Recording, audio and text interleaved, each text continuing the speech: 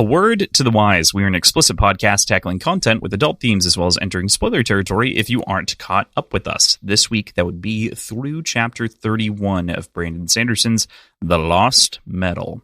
Through chapter 31.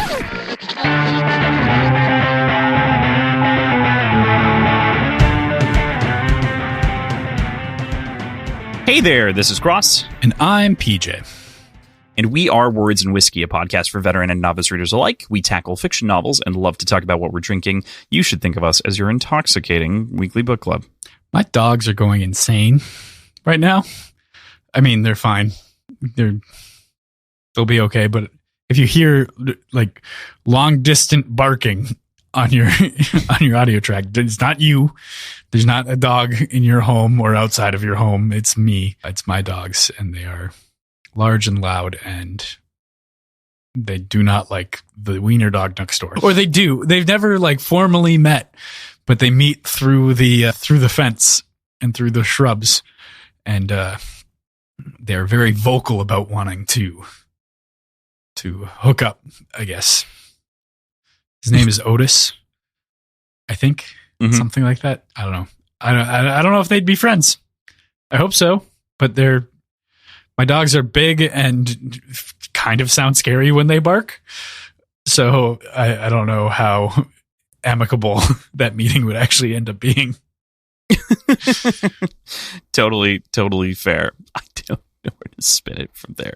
Today is our third episode discussing The Lost Metal by Brandon Sanderson, and we're going to be chatting about chapters 20 through 31, not about dogs named Otis. That was it. That was the whole thing about the Otis dog. We could talk about Otis. No, we're not going to talk about fucking Otis. Hi, buddy. He's looking at me through the window. Funny. But before we go too far there, I want to do two things. We'll talk about what we're drinking in just a moment, but I also want to say that we just released our schedule for next year. This is important for a couple of different reasons. One of the reasons being that Short Pours is coming back in a big way this year with a much more predictable schedule to follow along with different kind of monthly read-alongs of books that like I want to talk about, that PJ wants to talk about, but that otherwise would be either difficult or maybe not as interesting to do in the sort of weekly breakdown format. With that, we also have the Year of Sanderson books that are inside of that list, including the one that we get on Saturday at midnight, and I just realized that we're going to have to read that one right away. So there's that going on as well. But the Year of Sanderson as well, we'll be doing all of those books inside the months. We also announced that we are going to be doing The First Law after Red Rising 6. So after Lightbringer, we will jump into the original trilogy of The First Law, beginning with the Blade itself, and going through the last Argument of Kings. A short rationale there is that we do want to finish Red Rising. We also want to take a little bit of a break from the bigger Sanderson, and I need to reread it realistically. There's a lot there mechanically, world building wise, and I don't want to rely as much on others' work as I did throughout this series. And I'm very passionate about it, and I'm excited to cover it, but I need a little bit of a break. I think especially also some of our listeners have requested, let's do something else. It's been like a full year of the same author, and I can only do so much. And so I get it. So when we first were coming upon the end of Dark Age, we put out a poll about what series to cover next. And it was a very, very close race between Mistborn, which we ultimately ended up doing, obviously, and The First Law. So kind of following that was it was a really, really tight poll, wasn't it? It was my vote that broke it. So yes, it was a very tight poll. I decided that we were going to do Mistborn because it was literally a vote apart. So yeah. I put my thumb on the scale to make a decision, but I didn't vote. I would have voted against you just out of principle. That's fair. Not that I knew anything about either of these series. Yeah. The Greenboat Saga was on the list. It only got 4 votes at the time, and it's tragic. How dare they? But yeah, so absolutely, that's a big part of the reason that we're going to cover it as well. It's something that's requested. It's something that people, in our groups are reading and Discords and everything else. So we are going to do that. Another reason that we're going to do it is because Red Rising 7 supposedly, provided everything is on track the way that it's expected to, Red God is also going to be coming out next year. I again A, don't want to break up Stormlight with going back to Red Rising or something like that. And B, I also want Stormlight to be finished before I commit to something. This Lost Metal business was a little bit... I thought it was going to be okay, because obviously Red Rising doesn't have an end. We've got an end to the first trilogy. It hasn't concluded yet. But I don't think I did nearly as good of a job pulling on the threads as I would have liked, and kind of unraveling the sweater. And I know now, with the end in mind, that I could have done a much better job of highlighting some of the things that I wish I would have. So my target going forward is, with the main show, to probably only try to tackle completed arcs or series. So I'm down for doing Stormlight once that 5th book comes out, as it will be a fully completed arc, and you can kind of see the themes and everything like that unravel more fully. It's not that I have a problem reading something that isn't completed. It's just talking about it for as long as we do is a more arduous task than you would imagine, and organizing these thoughts and trying to spin them in a correct direction. It's very taxing for me to not know what's coming next. To know that there's a void in Crossland's understanding and not being able to try to read his thoughts. Like, truly, it's my burden and it's my problem. I mean, kind of. It's like, I don't know if that's important. Do you think it's important? Or are we going to talk about it for 40 minutes for no reason and then cut 20 of it? There's a lot of that. But similarly with Red Rising, I'm ultimately in the same boat, and I don't want to do this again where we have to hop in and out of series like this. So another reason that the First Law works so well is, regardless of when it comes out in 2024, we will be able to stop and finish whatever book we're reading and then go into that Red God and finish that up and then resume wherever we want. We could take a First Law break. We could read something else. We could do all kinds of things. But because the First Law has those standalone novels, it gives us a ton of flexibility to kind of pick and choose when we end. You know, this would be so much easier if we both weren't such fucking completionists when it came to things like this. It's not even that I'm a completionist. It's that I'm an experientialist. Well, I am a completionist. That's definitely a thing. But like, I care the most about preserving an experience, right? And like giving the best. And that's like, we talked about it many times. That's why I'm no hypist, right? Like, that's why I'm that's why I don't watch trailers. That's why we do this the way that we do this, is because like, this is the most, I think, from my experience, this is the best way to do XYZ.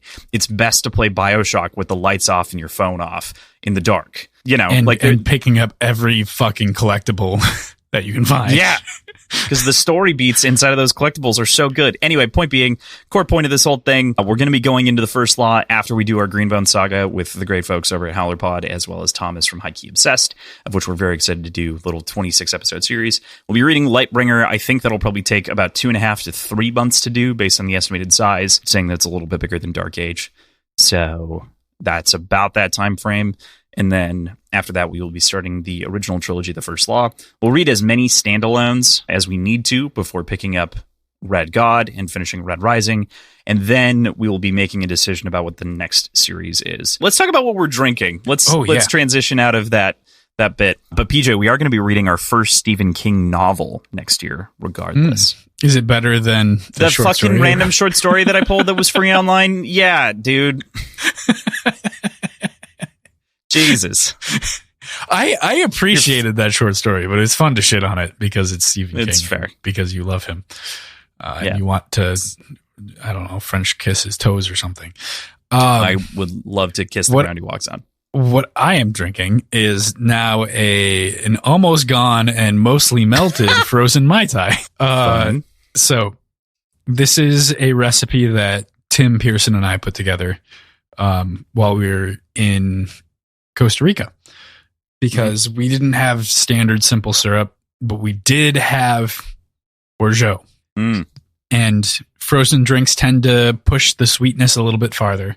So we just entirely replaced the vanilla simple syrup with a vanilla orgeat that we made. So this is 2 ounces of rum. It is 1 ounce of lime juice, 3/4 of an ounce of triple sec, and just shy of a full ounce of orgeat, and then a few drops of vanilla extract with a bunch of ice, blended to shit, and poured into the glass and served with a lime wedge. And it is so fucking good, man. It's so good. Wow. I love Mai Tais, but this is now like I think my favorite way to consume them. Because as it melts, like it's still a Mai Tai. It doesn't go bad. Yeah. And it's just refreshing, and it makes me think of tropical things while it's actually okay. It's 10 degrees outside right now. So nice. It's like 20 here. I mean, it's not, it's like 20 degrees warmer than it was a couple days ago. So yeah, which is great. And there's no wind. Nice. Like it's fucking balmy at this point here. But to follow that up, I have a beer from Modest Brewing Company, I think in conjunction with... No, not with Lua. That's a different beer. So Modest Brewing Company called Forbidden Canyons. It is a double dry hopped New England IPA with Mosaic, Citra, Eldorado Cryo, Equinox Cryo, and Sabro hops. The can is very nice. It looks like the Grand Canyon until you look closely, and then it's just a dude sitting on lasagna. It's pretty great. The can is pretty great. The beer's all right. It doesn't shine out as like an amazing New England IPA, but there's nothing super wrong with it. I'd like it to be a little bit less bitter, a little bit less sort of abrasive on the hop flavors that they use. But that's a nitpick, and just because like we're super in tune with the New England IPA scene in general, so right. I have the authority to nitpick. Anyway, Crossland, what are you drinking?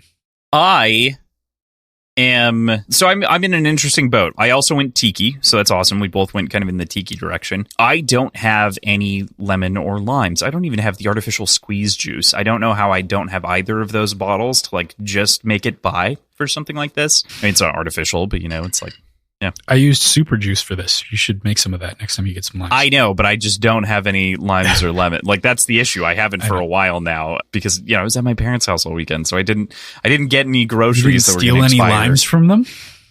That was the error that I made. I didn't steal the limes because they did buy the lemons and limes for me to make drinks, and I did make cocktails, but there were a couple left.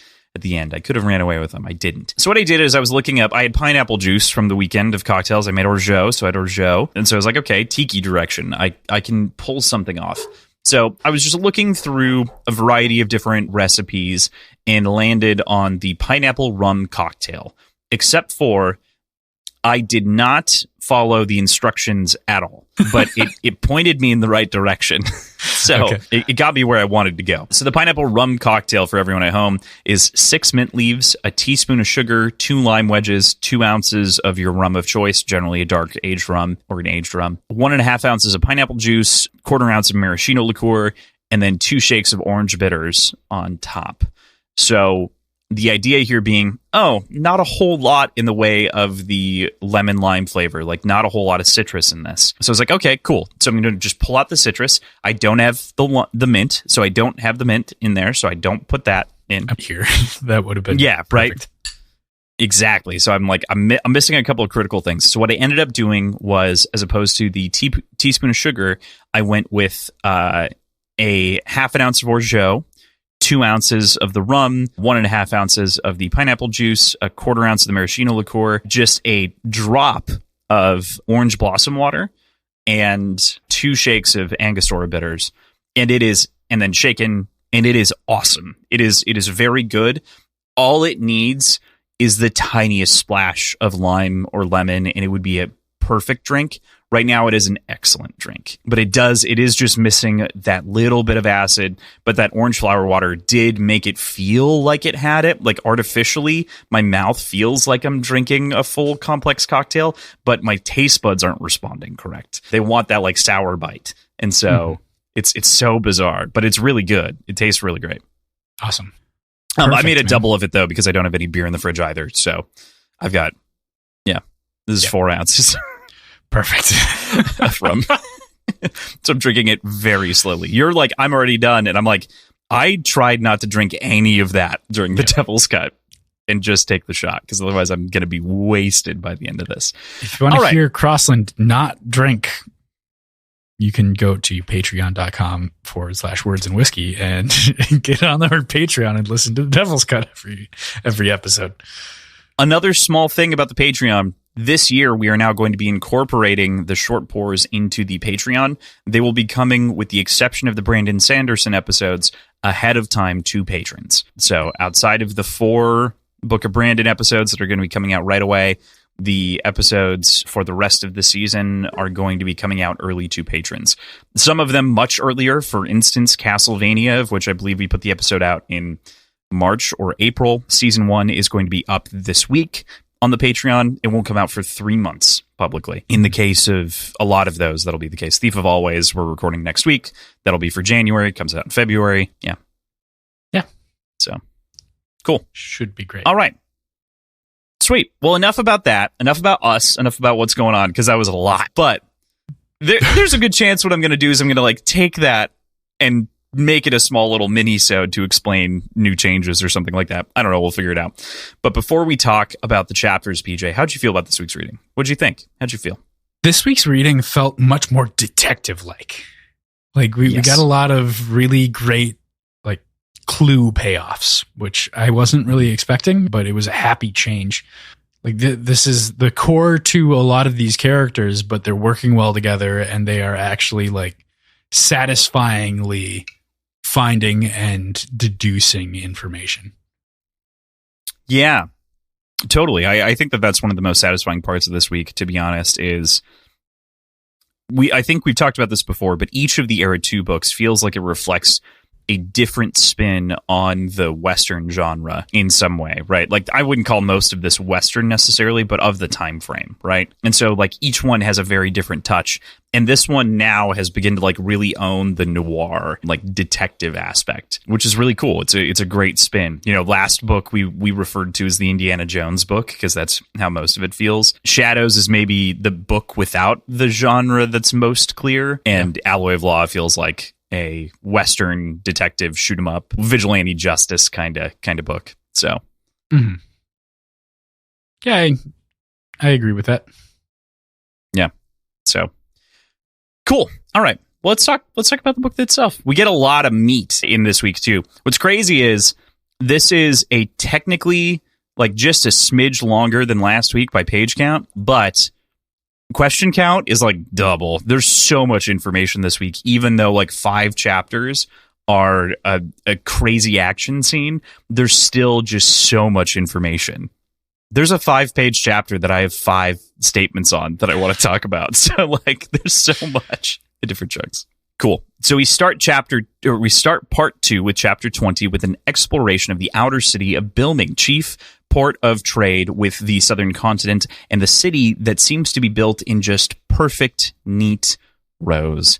There's a lot of sort of preciseness to all of this that feels really unsettling, in the same way that the suburbs do in general or in Get Out. Either way, the portrayal of that, I think, is fascinating. It's also in many ways a technological marvel, with both an above ground and underground rail system, and designed for the eventual expansion that even more access to cars will bring. It has what I assume, based on the description, is the precursor to highways and boulevards, as they're kind of broken out and explained. It's just so interesting to examine, and this is the meatiest since the description of Ellendale that we got in Shadows of Self that we get of a city, and especially of a rough city, a rough's quote city. Yeah. And I mean, they say it's effectively a metropolis. This feels very Chicago to me. Entirely. That was exactly the analog in my head. Yeah. I still haven't seen Get Out. I should do that. I'll put it on the list. Yeah, I'll put that on the list. But man, yeah, they arguably have an underground system, but it's mostly a front for nefarious bomb making. So also Chicago? Also Chicago. Yeah. But it's cool to see how in awe Marasi is right away coming in. And it feeds into so much of the rest of this, right? The way that this is built is also a wonderful aspect of the world building, especially when Moonlight starts to break it down, right? This idea and the way that this is centered and the way that this is all spawned out is just so cool. Mm-hmm. We're introduced to Moonlight, though, over the course of this conversation, and we've met her before, as we find out throughout the premise of it, and the idea of sort of this interrogation. There's so much here to say about her in this interaction. I particularly like kind of her focus on imagery and how we as people tend to copy and be these mimes. We're all inheriting things from each other. And using this example of the child in the house and the way that everyone draws the symbol for home the same way is so interesting, because we all think that we're individual, but actually it's much more of a harmonious blend of, you know, we all have the same. I didn't mean harmonious in the fucking shard way. You can put your smile down. But there's also a fascinating dose of mystery here, as Marcy doesn't know the name of Moonlight and thinks that it's this new name. Like, I've never heard that before, because of course Scadrial has never been described as having a moon, and as such leads Moonlight to note that she's not from this planet either when asked if she's from the southern continent. You know, it's basically like, no, I'm not from there. There's just so much to get into with Moonlight, but I'd like to focus maybe on the character and, you know, whatever else. Spin it however you like. Yeah. My initial read on this book, or on this section, was audiobook. And she very nearly shares a voice with Milan. So I assumed that to be the case. Like, I assumed this to be Milan before it's revealed who she is. It's brief. Like, that's a 30-second little delay between when she starts talking and when we learn who she is. But still, right. Interesting to see that, and curious if there is any connection between her and the Khandra people. Like, we know... she says that she's 100% human, but the features are different, and she's not from this planet. I'd be curious to see if there's anything to come off of that, or if it's just that they happen to have a similar voice in audiobook form. Like, I might be entirely reading into this too much. As far as the comment about the house and the drawings go, that was extremely interesting to me, and has truly made me think about it since I initially read this. Like, it stayed in my brain, and I'm not sure what to make of it. Like, yeah, we're very susceptible to copying and creating sort of a unified symbol for things as a people to make communication better. Like, that makes sense.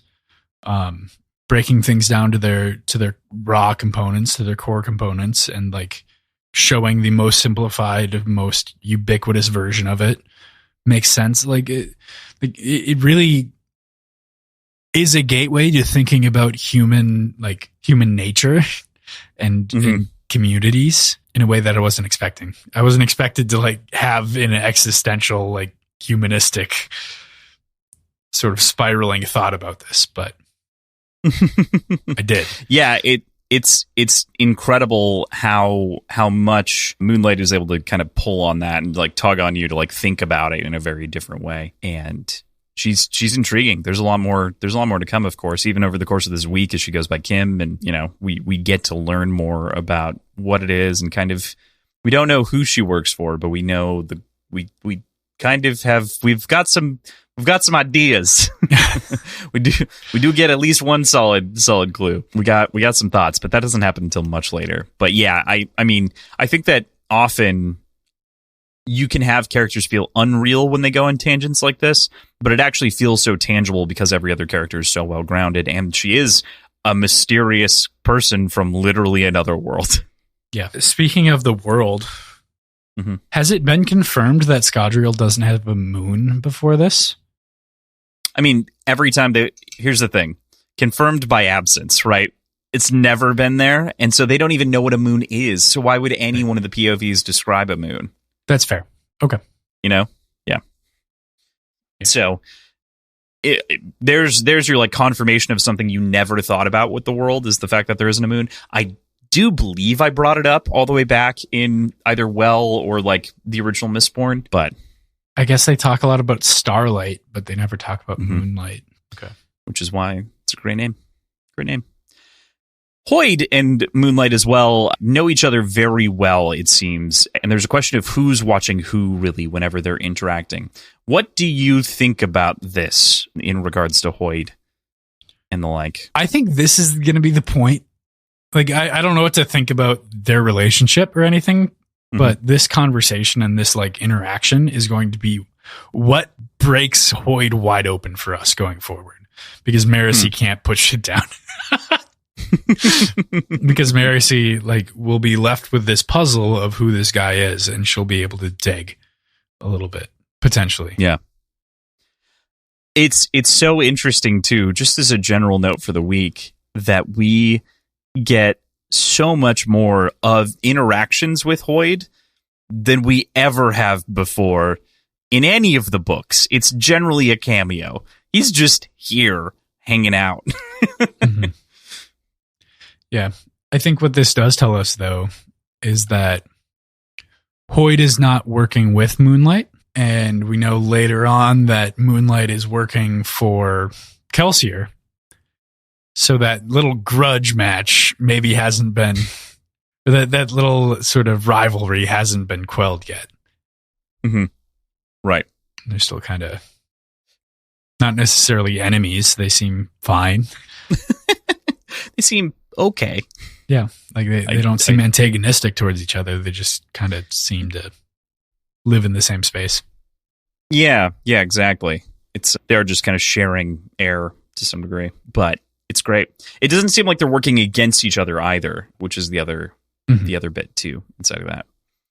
There's also just a great, we were talking about some of the philosophy and the sort of moralism that Moonlight gets on these different tangents. And the one that gets me is a further extension of what we were talking about earlier with the Holmes.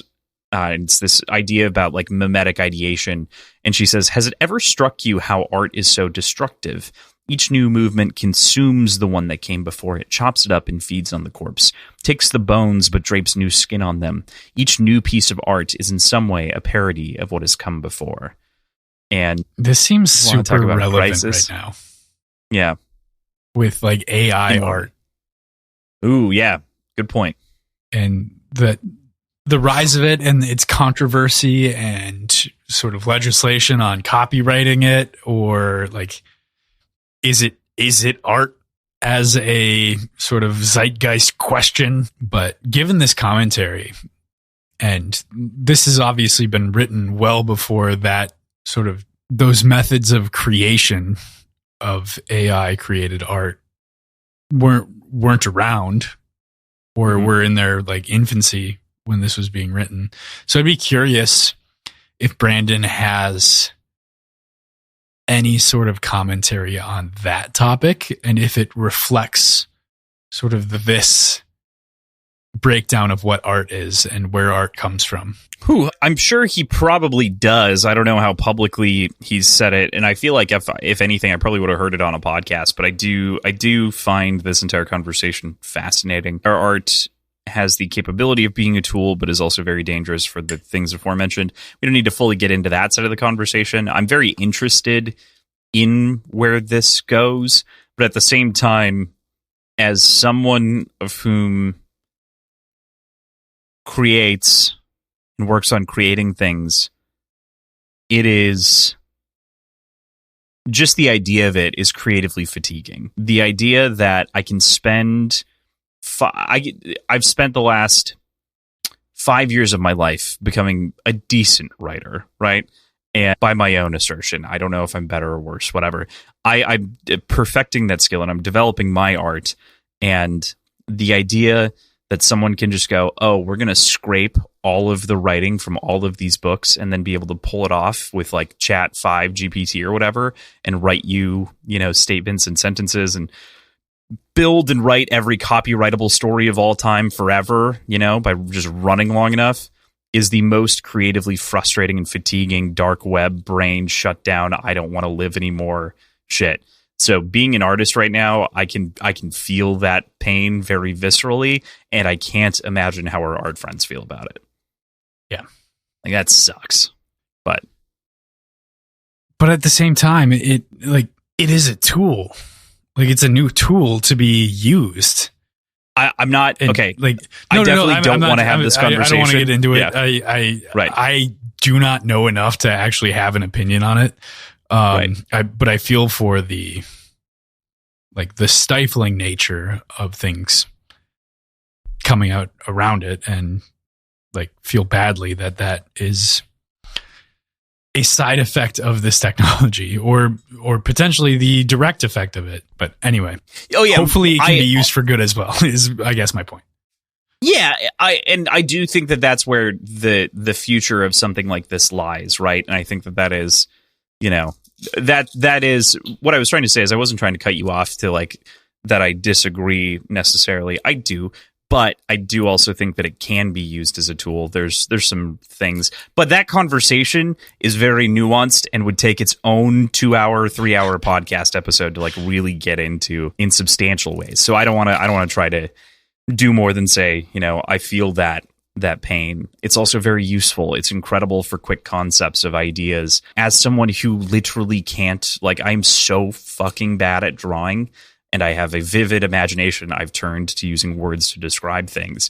I can now, on the backs of a lot of people who train this model, create things without a whole lot of effort to imagine something more clearly or to see it manifested. So it is also a tool, but it is not without its fair share of problems. Right. I'll just put it there. Yeah. But I am very curious as to what Brandon would think about it. And especially, I mean, this is also just the idea that like all we're doing as artists or like anyone who does anything is taking what someone did before and iterating on it. So, right now, this podcast is an iteration of a number of podcasts. It's an iteration of a radio show originally, and it's an iteration of a book club. And, it's just painting over with different strokes. And we hope that people like us more because we're funnier than they are and perhaps more insightful about things like mimesis and mimetic copying. And maybe we make good cocktails. Ostensibly. Ostensibly. Yeah. It is so like profound and life threatening, and I hate it for how simple the phraseology is. It's also a little reductive, but the general like mimesis is reductive existence like that. Like this again is a very big topic that we've talked about at length in Red Rising. So if you would like to hear more on our thoughts on mimeticism, most of Iron Gold deals with a lot of that. So cool. All right. There's also this great casual test that goes on inside the scene where they talk about the person wearing the mask, white mask, black mask, obviously knowing that you wore black tells her. But we also get a lot of information about the shards, and there's a lot of other background here that kind of lingers in the periphery. And PJ, I can't lie and say I don't know all of these answers. I do. But I have curiosity based on the impressions that you get from these things. And this gets into like this general idea of like, how much did these things stand out to you? Did you breeze over them? Are you curious for more? Because like I know exactly what she's talking about, like 100% of it. And this is some of that connectiveness. Like, it doesn't stand out to you. Like what do you take away? What's this leave you with? All right. So imagine you have a hand, like a human hand. I have two. You do have two. But imagine you have another one in those two hands. You're holding a third hand, and all the skin goes away, and all the muscles go away, and all of the tissue goes away, and you're left with this just pile of bones. Mm-hmm. Effectively unrecognizable of what they are. But if you know, and you write the name of all the bones. You write the name of all the bones on the bone, and you look at a bone, and if you intimately understand the hand and its construction and how things connect, you understand what that bone's for. But if you don't, it's just a fucking bone. I don't know, man. Like, I so badly want to understand how all of these things connect and like what's going on. The one that stuck out to me the most was Odium. And like his collection of things, like what was it that was described that he like was characterized by some different grab of power in some way. Like I'm so curious about all of this information and how it connects and how it relates to each other and to what we already know. But there is zero connective tissue in any of this, and I have no idea where any of these hand bones fit. That's fair. that makes sense. This is where, like, remember, I mean, long time ago when we were just talking about this book, even to begin with, I was like, I'm kind of afraid because it's going to be pulling in a lot of other things, and I wonder if it's ever going to be too much. And this is the beginning of some of those things, and it's like, is it too much versus, you know, do you feel left out, or is it just, like you're saying, a bone on a hand? I appreciate that metaphor. I think it actually works really well to communicate with the idea. Like, you understand the structure, but, you know, you need to... Like, I get that it does connect. Yeah. I just have no idea where or how. You just don't have the tissue, and you can't really... Yeah. Can't fabricate that. That makes sense. To clarify on Odium, here's the quote. And they're talking about the 16, right? And she's comparing them to art and like how they improve their stocks, right? These pieces of art exist, Marcy, and your planet's god holds two of them. Ruin and preservation. Indeed. That makes Harmony the most valuable, the most invested being in the Cosmere. One of the other 16 decided the best way to improve his stock was to try and destroy all of the others. He managed it in a few cases. And she replies with, and that is Trell, and Moonlight shakes her head and says, no, his name is Odium. Trell, autonomy is a different idea, which is she's creating more of herself and trying to split herself up over more places to ensure that she'll be preserved. I guess that's what stuck out to me. Thank you for rereading that. Yeah. What stuck out to me is that tactic doesn't seem off the table for Trell. She is going by conquest and trying to force the other gods out, but she doesn't seem above outright killing another god or destroying another god. Yeah. I don't think here's an interesting spin on this. And this is something that I think maybe we'll get more information on as the story goes on, right? Or as the general Cosmere continues to spin. I think that her intent here isn't necessarily to kill everyone, right? Or to like kill Harmony.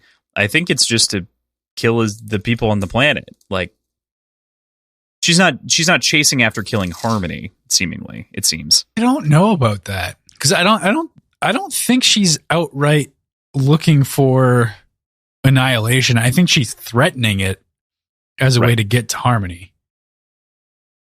But she currently has power over Harmony.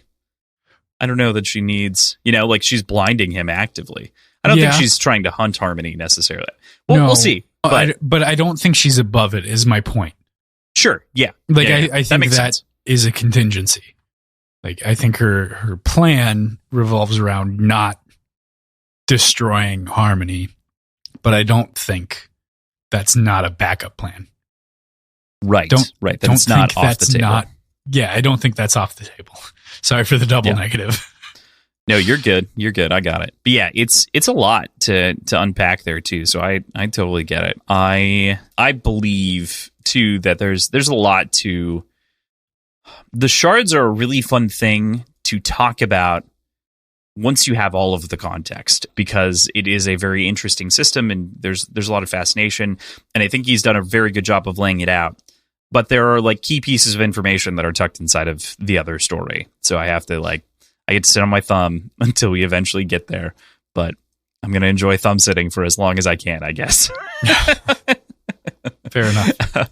It's kind of the methodology. It's crazy. I honestly, like, even when we thought about covering this, I did not expect this to be that big of a deal to like have all of this other stuff floating around in my head. But it is.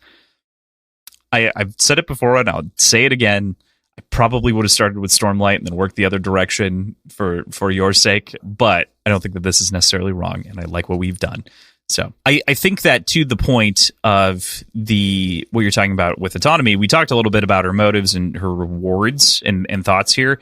I think it's interesting when looking at the city of Bilming, I really get strong Ayn Rand, Fountainhead, Atlas Shrugged, mostly Fountainhead, sort of the way that she's even talked about through Moonlight, and like the way that Moonlight's talked about it, I should say, is it's meant to be this sort of, she rewards an individual for creating a system that is identical. You know what I mean? So there's something so fascinating about like rewarding the individual to do something that is then dispersed to make it homogenous.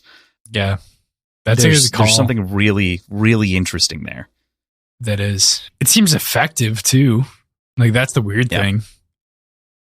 Like that's the crazy thing. It seems effective so far, the system that she's put in place. Mm-hmm. It makes me curious about the state of the rest of the Cosmere. And how that looks and what she's currently got control over and how that relates to like this seed that she's laid. That's like, we know this architecture is taken from, I don't remember the term used when describing it, but brutalism. Yeah, right. Which I'm assuming is effectively Earth's brutalism as well. Like, it seems described the same way. Yeah, it's this kind of pattern, those straight lines, those reflective panels. That's from a Taldane movement known as brutalism. Yep. Don't know what Taldane is. I don't think. Have I been exposed to the Taldane? Only in the smallest of ways. Again, I did say you had free reign on Arcanum Unbounded outside of Edge Dancer. So you could be, but you have not been. But yeah, no, you've heard the name before in Secret History, but you do not know anything else about it outside of hearing the name. Okay. Yeah, it's really, really, really, really, really fucky. So it's exciting. Autonomy is great. I'm really, really excited to talk more and to focus in on a lot of this. And it's part of the reason that I like it is there's so much diversity inside the story as far as the powers reach and begin to have conflict with each other and everything else. So, all right, with that, let's get into our second chapter, chapter 21. We move over to Wayne and Hoyd having a conversation as they've arrived at their destination after a brief conversation surrounding the trade of Sir Squeakins for a harmonica. There's a conversation about wishing life was like the stories, and I love Hoyd's response here. I think we live stories every day, ones that we will remember and tell and shape like clay to be what we need them to be. And Wayne comes back with something. Can't be no hero if you're a villain, Hoyd. And I just think that those two, they're on very different sides of the conversation and approaching things from very different directions to begin with. But I think that it's important to remember Hoyd's thing. That's like something that stands in my head is like you are always making a story. You know, you don't need to write them. There's another piece of media that did this really recently, and I love the quote too. I think we talked about it during the Warbreaker episode. But yeah, fuck. So what'd you think? What I love about Hoyd's quote, well, first of all, Warbreaker episode, and Hoyd and his stories and his ability to talk about stories and tell stories is, I mean, I appreciate that this is kind of his most fleshed out example within the Mistborn section of the Cosmere so far. And it reflects that storytelling nature that he expressed in Warbreaker. But that quote, I think we live stories every day, ones that we will remember and tell and shape like clay to be what we need them to be. I mean, that's effectively, it's talking about like finding meaning in the mundane and augmenting reality to become the story that we tell, to reflect that meaning.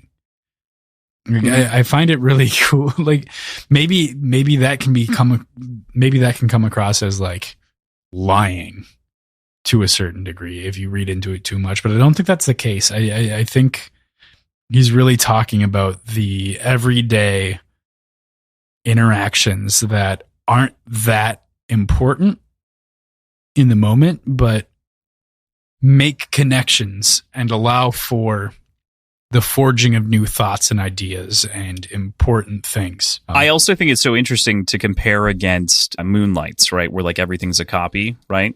It's like, well, regardless of it being a copy, this is a nice like dichotomous little bit here between the chapters is regardless of it being a copy, it is still really important to like everything is a story anyway. So like you have to continue. You have to, what are you going to do? Stop? Like that's not what you're going to do. You're going to keep going. You're going to keep forging stories. And even a boring day is still a story. I think what's interesting to me too here is that he kind of defines the spin, like you're saying, and I don't think he's advocating for lying. I think he's just saying that like the stories become stories when they begin to take on another life. And, some of that is like embellishments that happen over time. You could look at Vin and even you could look at Kelsier, right? Like you stare back at any of the religions that we really focus on inside of this era too. And that is a perfect example of a story that has been blown out in the way that it's been shaped like clay by the person and now has been formed into this bigger thing. Yeah. It's maybe even outgrown the man himself. And even if it's not embellishment, there's consolidation that turns one story or two stories into one, or two experiences into simultaneous things. Like, there's a lot of ways a story can get shaped. Yeah. And so, I'm totally with you. I love this for that reason. I think it's great. That's why I had to pull out the quote. As far as the comment from Wayne goes, that felt weirdly shoehorned. Like that felt weirdly, starkly different from what we were talking about, and directly goes into a conversation that you and I have had multiple times already, so I won't rehash it too much, but it feels pointedly injected into this conversation, and for whatever reason felt out of place. Sure. Yeah. I think that there is something to be said about this, right? But I really like Hoyt's comeback too, right? So like he mentions this because he's thinking about, the last story Ma told me, and like stories in general is what this is fixating on. And so we're talking about plot, and the way that stories go. But in most stories, it is the villain who knows the hero best. And that's so interesting, especially when talking about Wayne, right? If Wayne believes that he's a villain, that means he should know exactly what a hero looks like. And so, what's to stop him from making that change too? I think Hoyt is being such a good guy here with that rationale. It's good. Mm-hmm. There's also the other side of that too, which is the obvious. Is Wayne but arguing that he should be the villain because he knows Wax best? No, it's not about knowing Wax at all. It's about he's arguing that he's a villain because of the murder that he did. He hasn't outgrown it because he's still a bad person from that. Okay. But what if Wayne does become the villain? I mean, that's your own train to ride. Do you think he's going to be the villain? I don't know. I don't think so. Cool. I think he's earned his redemption arc. He's fair enough. We got some Vendel and Wayne are posing in these moments. I just kind of find it wonderful that they're taking up these skeletons and adoptions, and Wayne really getting into the mind of Francis works wonders. Wayne having to remind Vendel to stay in character is also just lovely. It made me laugh this time reading it physically on the page. The comedy landed perfectly, and it works wonders getting the group to bring out the sequence through clever conversation, and they manage to worm their way through all of these different members to make him come out, and learning all these things through clever lies and deceptions. What'd you make of their conniving paired brilliance? So something in particular was like Wayne reminding Vendel to stay in character. Mm-hmm. And I'm going to take a little bit of a wild stab at this. I think the answer is truly a lot simpler, but I feel like I have the framework of a rationally justified reason for this. Mm-hmm. And I want to kind of explore it with you and see what you think. Sure. So we know of sort of the mystical, magical connection, or natural, I guess you could call it, on this planet, connection between form and identity and personality. To a certain extent, that exists on our world too, but that's not as starkly and it's not codified. Yeah, exactly. Right. And we know Khandra take on, through observation and through knowledge and through understanding and through history, a personality based on the bones that they're wearing. So Vendel hasn't switched bones in this scenario, right? Like he is still in the same bones that he has been in the entire time. So potentially trying to take on another personality while wearing the same bones that have an ascribed personality might feel very unnatural and difficult to do. He is wearing different bones in this scene. Fuck. All right, never mind. But I don't think that actually disconnects though from what you're saying before, which is that like there maybe is some sort of base identity ascribed to the bones that you're picking up, right? Like you can only be a certain way because of those bones, right? But I think I just find this particularly powerful because you get to tell the immortal guy that you're doing a bad job, doing the thing that you literally that defines your entire being. Have we formally talked about my question to Brandon on the show? I genuinely don't know because I feel like I answer the question all the time when people ask about like that question that you posed. It's relevant now, so it's very relevant. To definitively do it. Like I know we've talked about it maybe on Devil's Cuts before and maybe in the Discord, but I don't recall if I've done it on the show yet. But my question to Brandon so I got picked for the meet and greet. I got like book signing stuff and got to ask Brandon a question when we went to Dragonsteel. And my question was in relation to identity and imitation. If Wayne's ability to imitate people was magical, it was kind of the crux of my question. I said it much more concisely than that and like with better terminology that I can't fucking remember right now. But anyway, the answer was no. And with the caveat of he gives Wayne a little bit of an edge on basically everything because he's an Allomancer and is inherently more connected, more invested, if you want to use the terminology of the book, and is thereby kind of naturally better at basically everything. But his ability itself is not magical, which I found really odd. Like I truly expected it to be a magical ability. I totally get that. I'm with you on some of the maybe oddity there, but I think that is what makes given the sort of strictness of that answer and it not being magical in any context, I really it gives me a layer of appreciation, I think, for how good he is and how good he is compared to other people and how good Khandra say he is, right? Like literally bossing around a Khandra for being bad at this is incredible. You know, it's funny to say we say we've like painted, I think, Wayne to some degree to be like a con man in the way that he adopts these personalities. But the reality is he's just an actor. Like Wayne is just an incredible actor in all regards, and he can live in those personalities and inhabit them in a way that others can't. Even physically wearing the bones of others, you aren't as good of an actor as I am, which is kind of a fun spin on it. But yeah, I thought the question was great, which is why I know that we were trying to come up with questions while we were sitting there, and you were like floundering on a couple of things, and I was like, well, ask the one that like you genuinely had and remember from before, and that like just figure out how to phrase it, and we had plenty of time. So I asked him about Elden Ring because I wasn't going to ask a question about Stormlight in front of PJ. That's fair.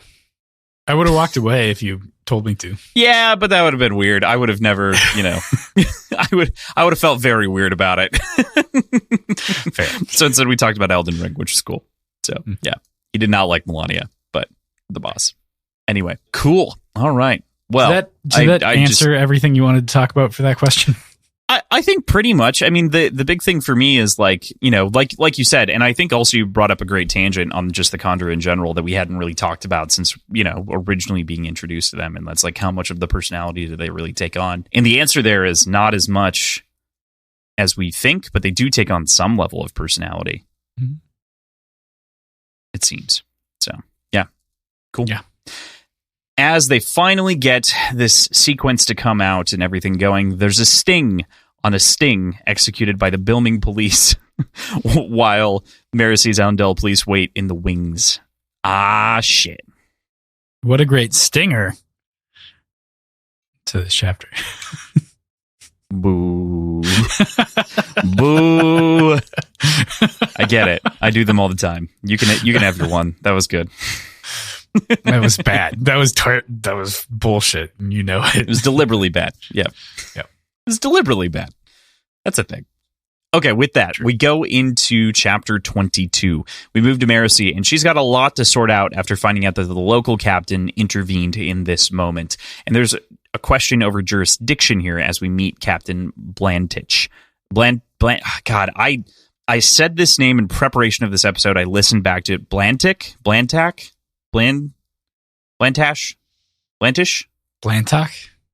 I'm going to figure it out later, but I'm going to say it a bunch today. It's going to be wrong a bunch. Don't send me angry messages. Blantalk. All right, what'd you think of her? What'd you think of Captain Lady? I don't trust her. I don't trust her in the slightest. And we're kind of given reasons to trust her later, and I still don't. Like, I'm so much more willing to assume and believe that the entirety of every public works and public service department and every like government operated person in the city of Bilming is owned and controlled by the set. Like, it doesn't make sense to me that they can have such a large scale operation so rife full of corruption without being entirely in control of the government. Okay. and its different branches. All right. I dig the answer. You know, I think that's fun. I didn't ask this earlier. Do you trust Moonlight? You haven't not trusted a character in a while. You've been pretty good with trusting people for a bit now. So this is interesting. I didn't until the conversation, which I don't know if it's happened yet, about the Marewell flower. No, that's later. That hasn't happened. Like, I think I do, but I viscerally don't want to, you know? Like, does that make sense? Like, I feel like I shouldn't. I really feel like I should not trust her.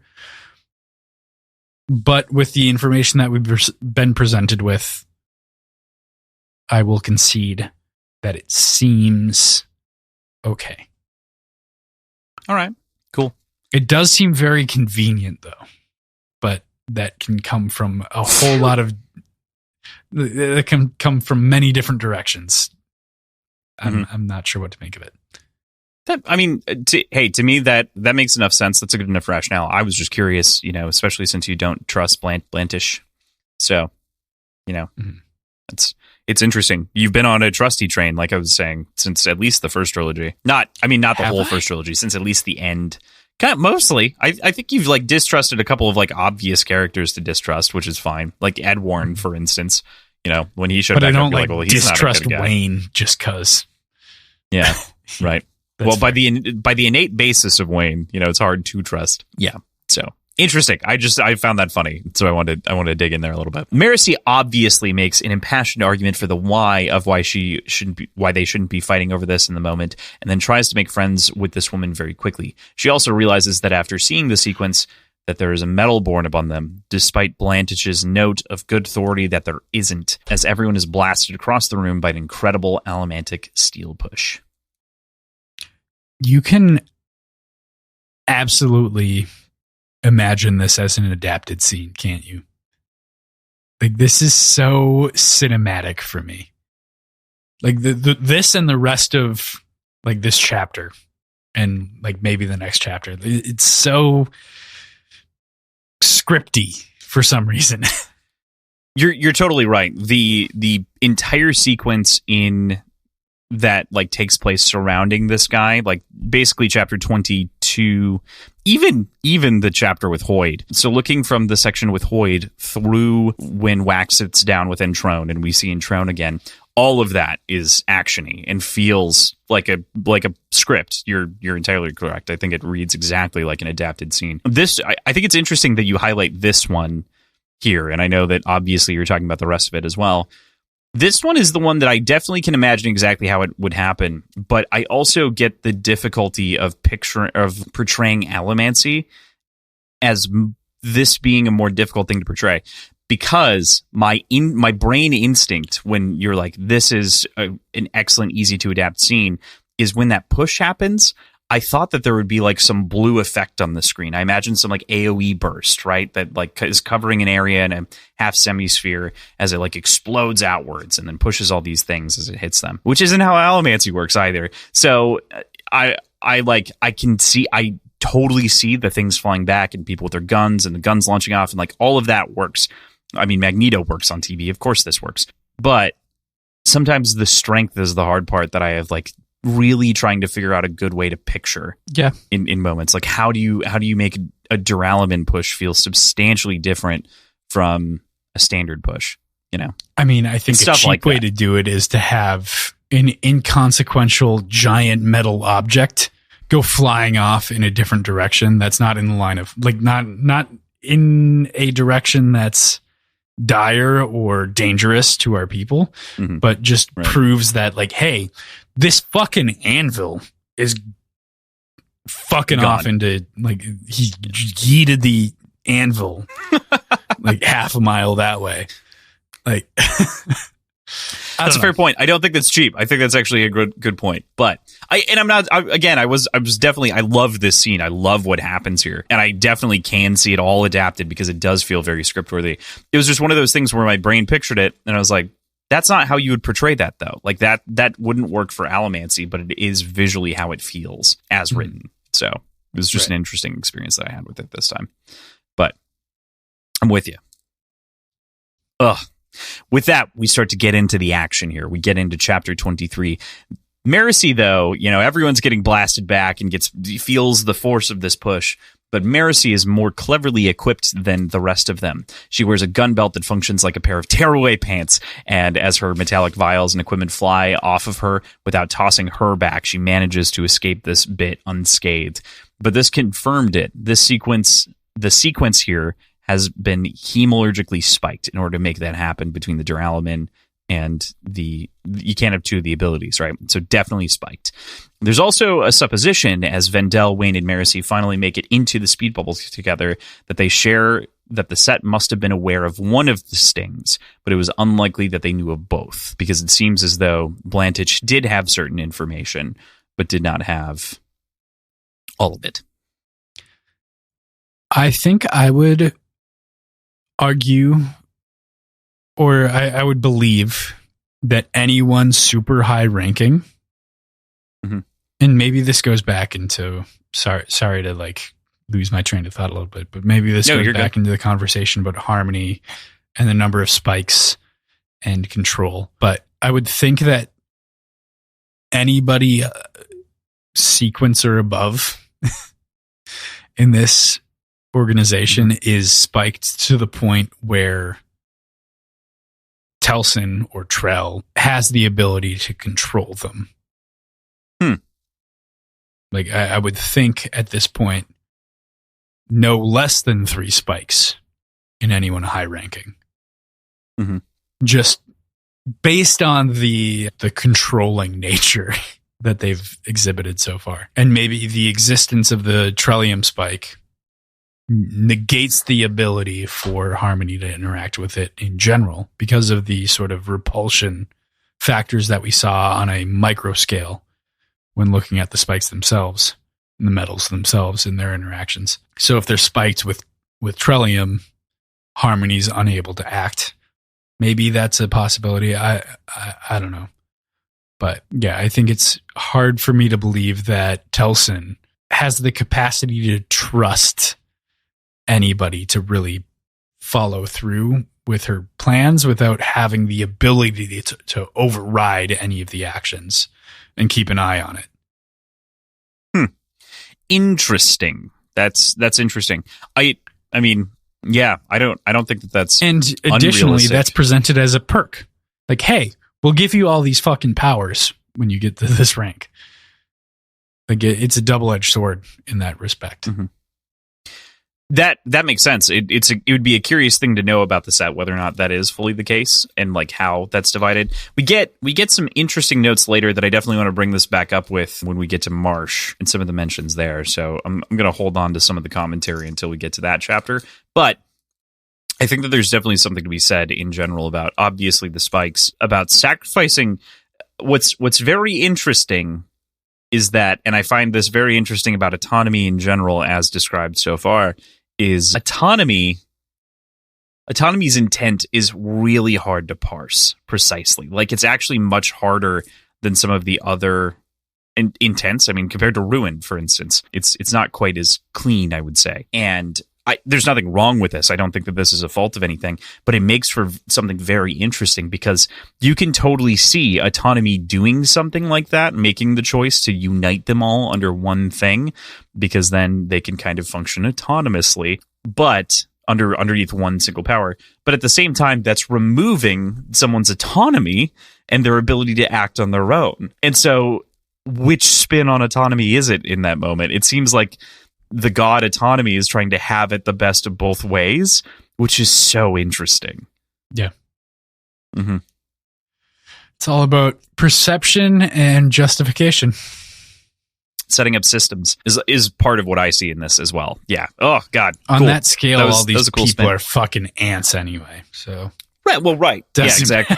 Yeah. You got to be the queen. You got to get a queen going, yeah. Which is definitely what Trell is supposed to be.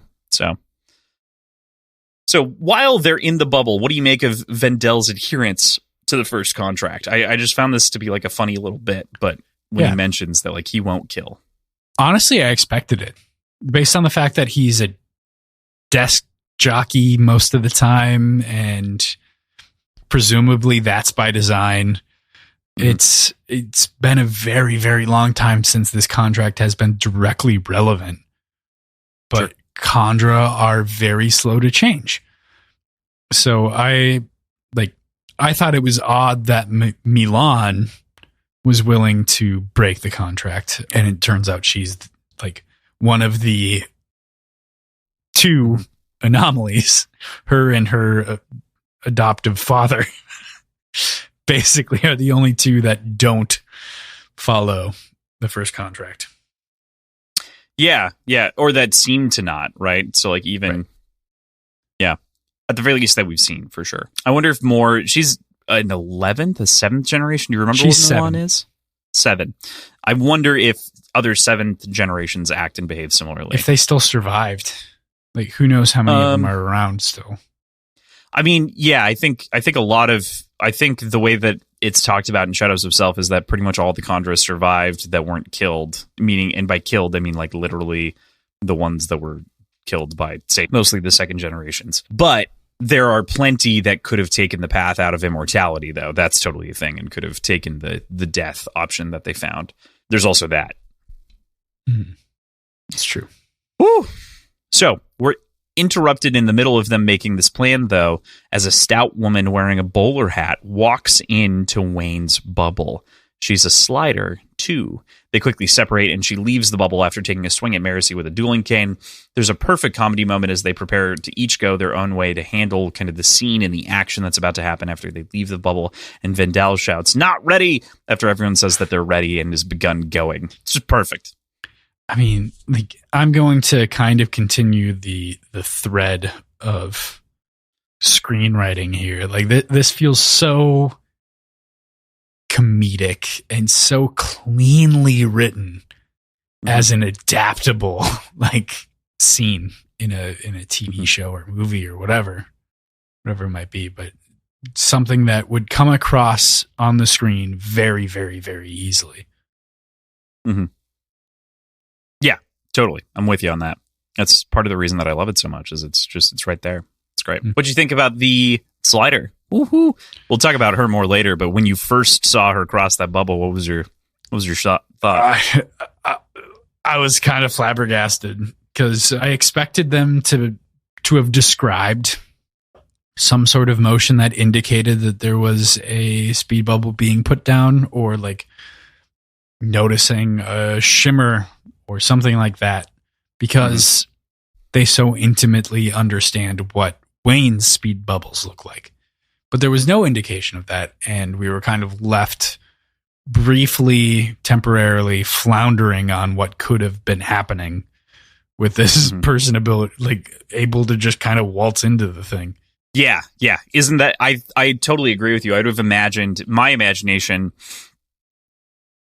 pictured this as like a bunch of bubbles appearing and then like disappearing on as this person gets closer, right? But maybe that's just the visual blur of the speed bubble going up and down, and it seems like she's walking, I mean, the time dilation of what that is. Yeah, but I agree with you. I kind of had the same perspective. Also, we actually, in your and my visualization, we imagine it as though there's some colored, that it's almost like a physically impermeable barrier is kind of the way. I mean, obviously you can throw shit through it, but like, imagine, if you will, a tent, right? Or a dome around you. You're standing in one of those yoga balls, the like sitting yoga chair balls. And like it's a physical thing, right? That you interact with or that you can see. And maybe it's tinted blue or whatever. But in reality, the bubbles are really just the distortion effect that we would see of light, right? Yeah, I think they've described it in the past as a shimmering, almost like a bonfire, like looking at air above a bonfire where it's kind of sort of wavy. So that's what I imagine is like a localized dome of that effect. Yeah, right. I think it's really easy to get pulled into the other side of this, which is like, oh, it's a blue bubble that just like pops out of them, default color bubble, and forget that it's the shimmer, right? Which is the other side of this with her approaching, is that it's not like you'd see a blue bubble pop up and then collapse and pop up and then collapse. You would see conflicting shimmers in theory, and that's what you'd be looking at as like the obfuscation layer. So that might just appear like her walking. And for that reason, I'm glad that they don't spend a lot of time dwelling on that before revealing what's actually happening. Right.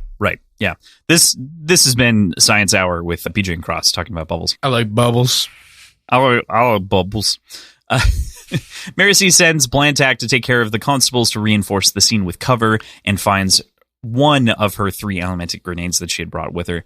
As she does, a floppy body hits the car next to her, and again, there's some perfect humor from Vendel. I have been defeated. I'm billing you for these bones. I have been defeated is so good. I have been defeated. With a broken jaw. Yeah. Man, I am so insanely appreciating both like Vendel and the humor in general in this section. Like it has been on point and well timed. Well spread out. So yeah, love it. Yeah, I'm totally with you on that. It's definitely a favorite, an easy favorite in that way. But these pair of commanders, Blantic and Maracy, eventually settle on a retreat. They're police after all, not soldiers, and this is a situation that's turned way more than what they should be able to manage or can manage. And it gets even worse as we continue to see the scene sort of begin to dissolve, as Hope disappears with this giant rotating machine gun being brought out of one of the set's trucks. And the barrel starts to spin, and you can see that fucking shot. This, again, perfect visual image of it like popping out or them whipping off the tarp or whatever. It's spinning, and then Wax diving in through a window, the glass shattering. Very reminiscent to me of the scene from the original Mistborn with Vin popping through the window to kill the Lord Ruler. Just has that same energy for me. So it's a pretty huge oh fuck moment when that thing gets wheeled out. Yeah. And it really does remind me of Tolkien. And there is, so famously, he was a soldier in World War I. Yeah. And has written recountings of his first experience with a machine gun, of these 2 German guys on top of a hill in a little nest with a single machine gun, just annihilating dozens of people, just mowing people down, and how insane and lopsided that fight is. Mm-hmm.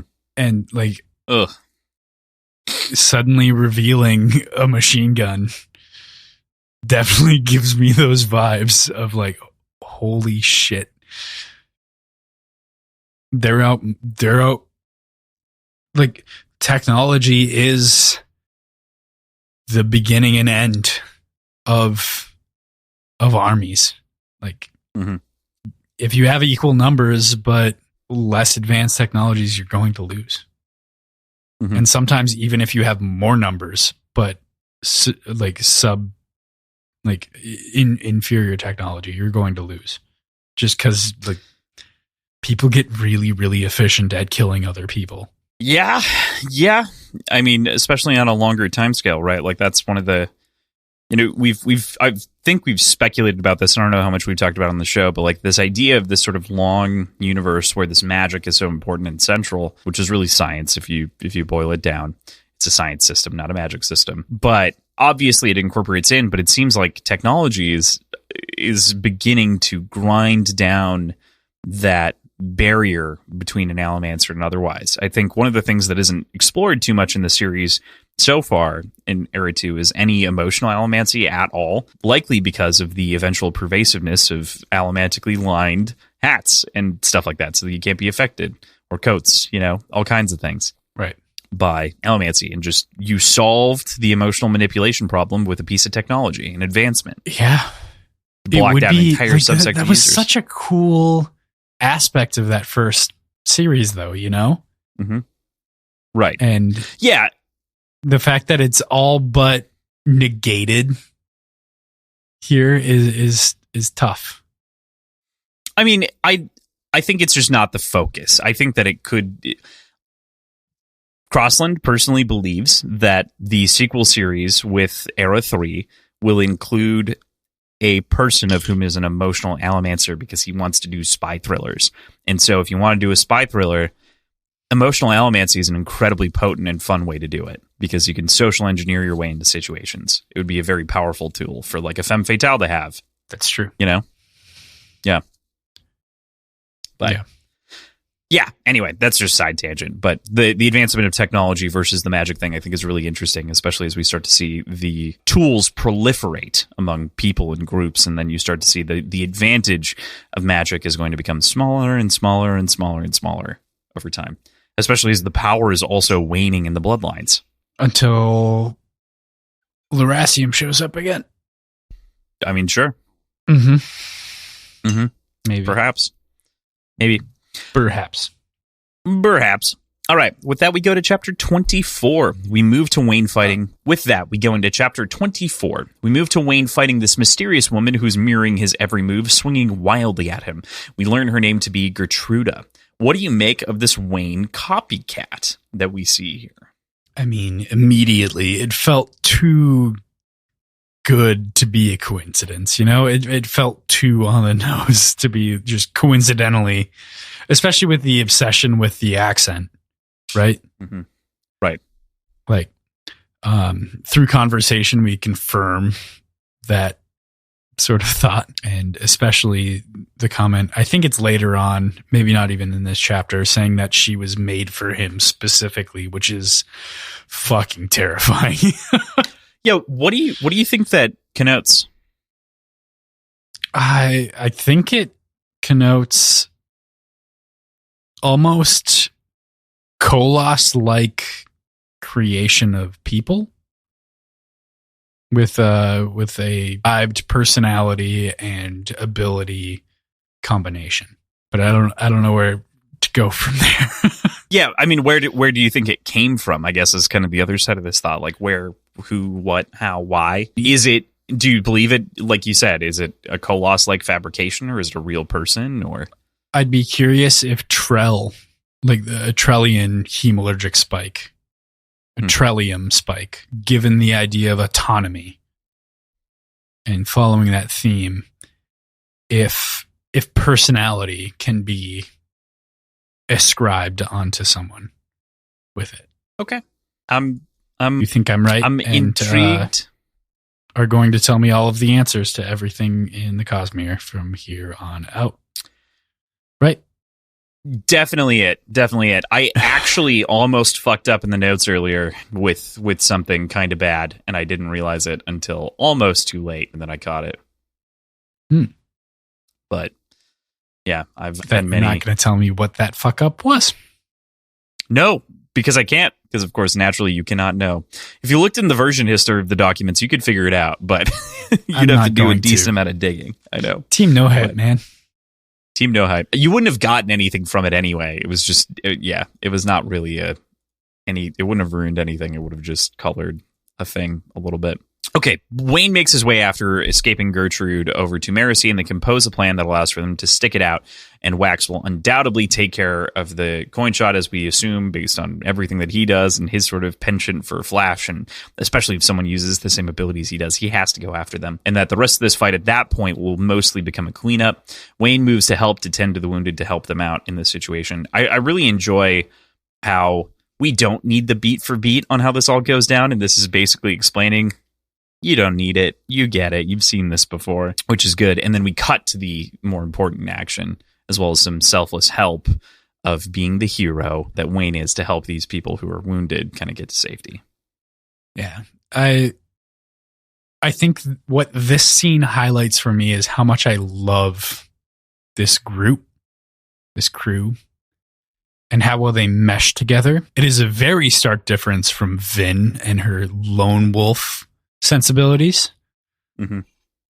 but it's also a growing and evolving sort of level of teamwork that we're seeing here compared to the previous books. It's welcome. It's a very welcome evolution. Yeah, there's a dynamic to it all.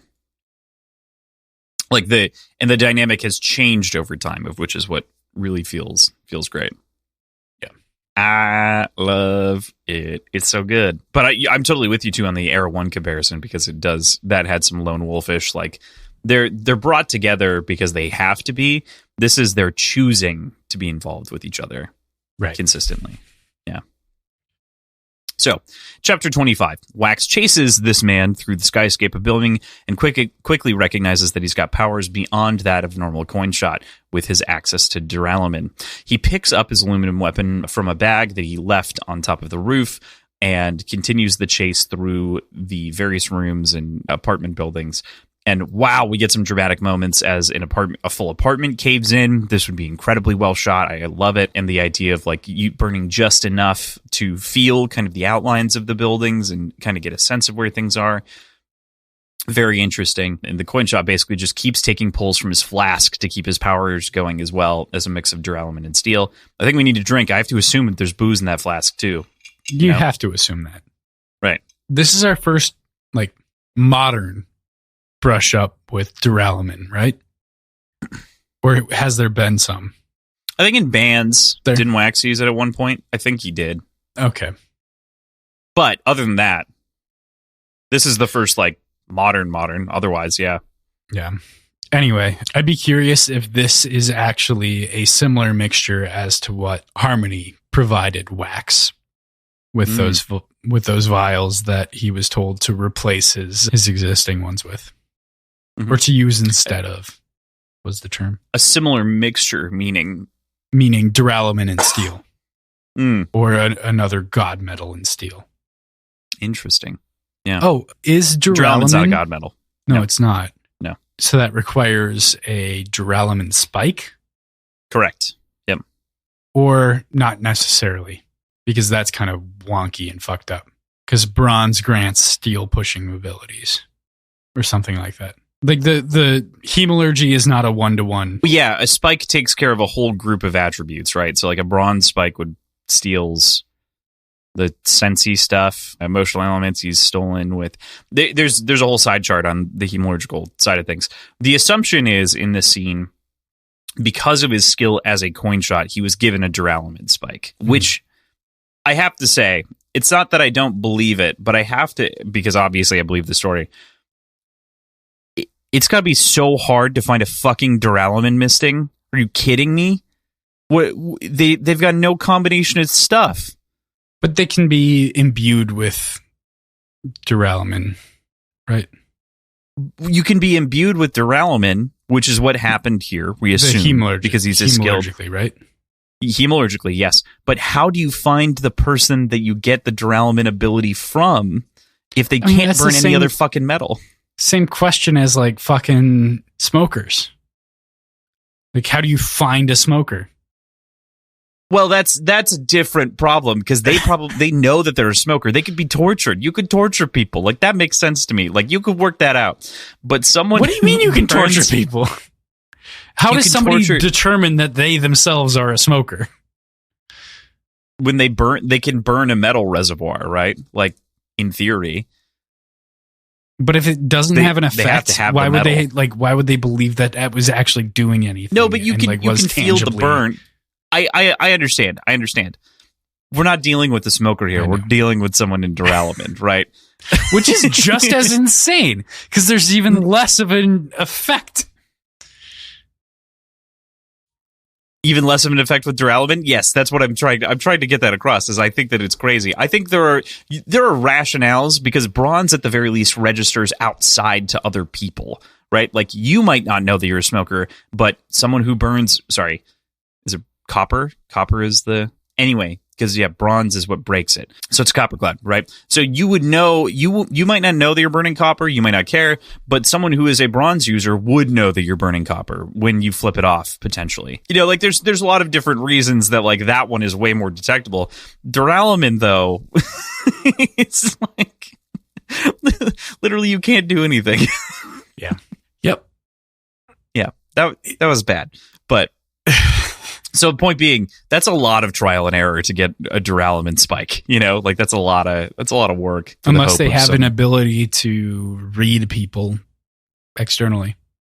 That is valid, or if there's another way to make spikes to begin with. Mm-hmm.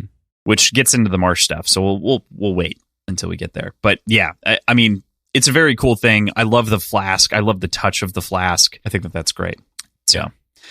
There's also just a lovely gunfight here that happens, which also seems to point to the man having bronze, given his capability to see in these different moments and see him no matter where he is, where he's going, and the ability to detect those elementic pulses when he burns so that he knows. Wax finally manages to get on top of him and just beats the ever-living shit out of him, forcing the man into a moment of desperation, where he then launches them into the air and then also leeches Wax of all of his abilities. So he throws out another elementic power. Such a shame getting leeched like that. Like, I thought we were over that. That's medieval shit. Like, nobody should. You're fucking fired. Hey, Thomas, you coming on? When are you coming? Siri, call Thomas. What I loved about this section was the description of Wax feeling cold upon getting those metals ripped out of his system. Yeah. Because I don't think that had really been described like that before. I think that's one of my favorite things in this too, is that moment. I think it's incredible as being described. Because it's burning metals has always been described as a warming feeling.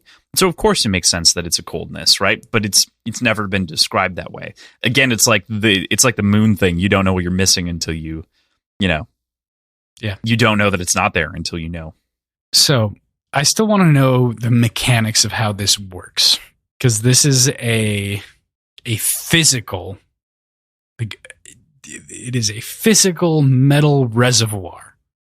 Mm-hmm. Like it is a stockpiling of metals that are then expended by, to a certain degree, physically burning them.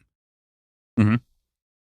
So is there an energy source within those metals that are being tapped into by the leecher? Like how do these metal reserves physically change when they're being affected in this external way? Great question. Yep. Cool. Cross is giving me the Borat thumbs right now. Borat thumbs and then finger guns. I would be curious to re-review the Arcanum just to double check. I know that there have been some answers around this vaguely, but I'm not sure where they're from. And like I've said previously, I try to wait a minute. This may have technically actually been answered in a broadsheet. In the Bands of Mourning, it appears. All right. I don't think it's that big of a... So when you're burning away a person's metals using Nigrosil, it's like pulling the power from the metal, not the physical metal itself, and returning it to an external source. So it's like claiming the power from the metal and moving it somewhere else. So they have to have something to focus on to deposit that power? No, they're not like charging a different battery. The cosmic sense of other energy. Yeah. That makes sense. Yeah. They're not doing anything outside of like, you no more. But it is going somewhere. It's not as though that energy preservation of investiture or some such nonsense, I'm sure, as a rule, exists somewhere. And so, as such, I'm sure this is all wild speculation. Please don't rail me for this. Please just don't rail me unless I consent to it to begin with, just for the record. Sorry. Very agreeable. Don't worry. Moving on. Preservation of investiture, I'm sure it just goes to the spirit realm or wherever the source of the investiture is on the planet, right? So like if it's burned for someone, I'm sure that's what happens, is it spins out in some direction. That makes sense. And my assumption is the spiritual realm. So because we know that that's where investiture comes from, mostly. So Wax attempts to down a vial, of course, because he's been deprived of his abilities, but the man is shooting at him, and he manages to smash the vial, so he only gets the tiniest drop in his mouth. Wax saves himself from getting shot again with the skillful use of his weight metal mind, making him heavier to slow his momentum as he's also launching into the air. He manages to get a hold of another of the vials while falling in this beautiful moment of desperation, and he downs half the vial, barely making it to survive the fall. I think it's beautiful when he throws it down and uses that as the anchor, just the residual metals. Pretty great. While the man is gone, Hoyd is right there waiting for him. He launches back into the air like a superhero when more people on the ground continue taking pictures of him, capturing him with their Ivanotypes. What do you make of this whole sequence and the way that this ends? Ah, man, the biggest thing for me is the realization. Like, I know for a fact that pictures have existed in the broadsheets. Like, we've seen them. Mm-hmm. They exist there.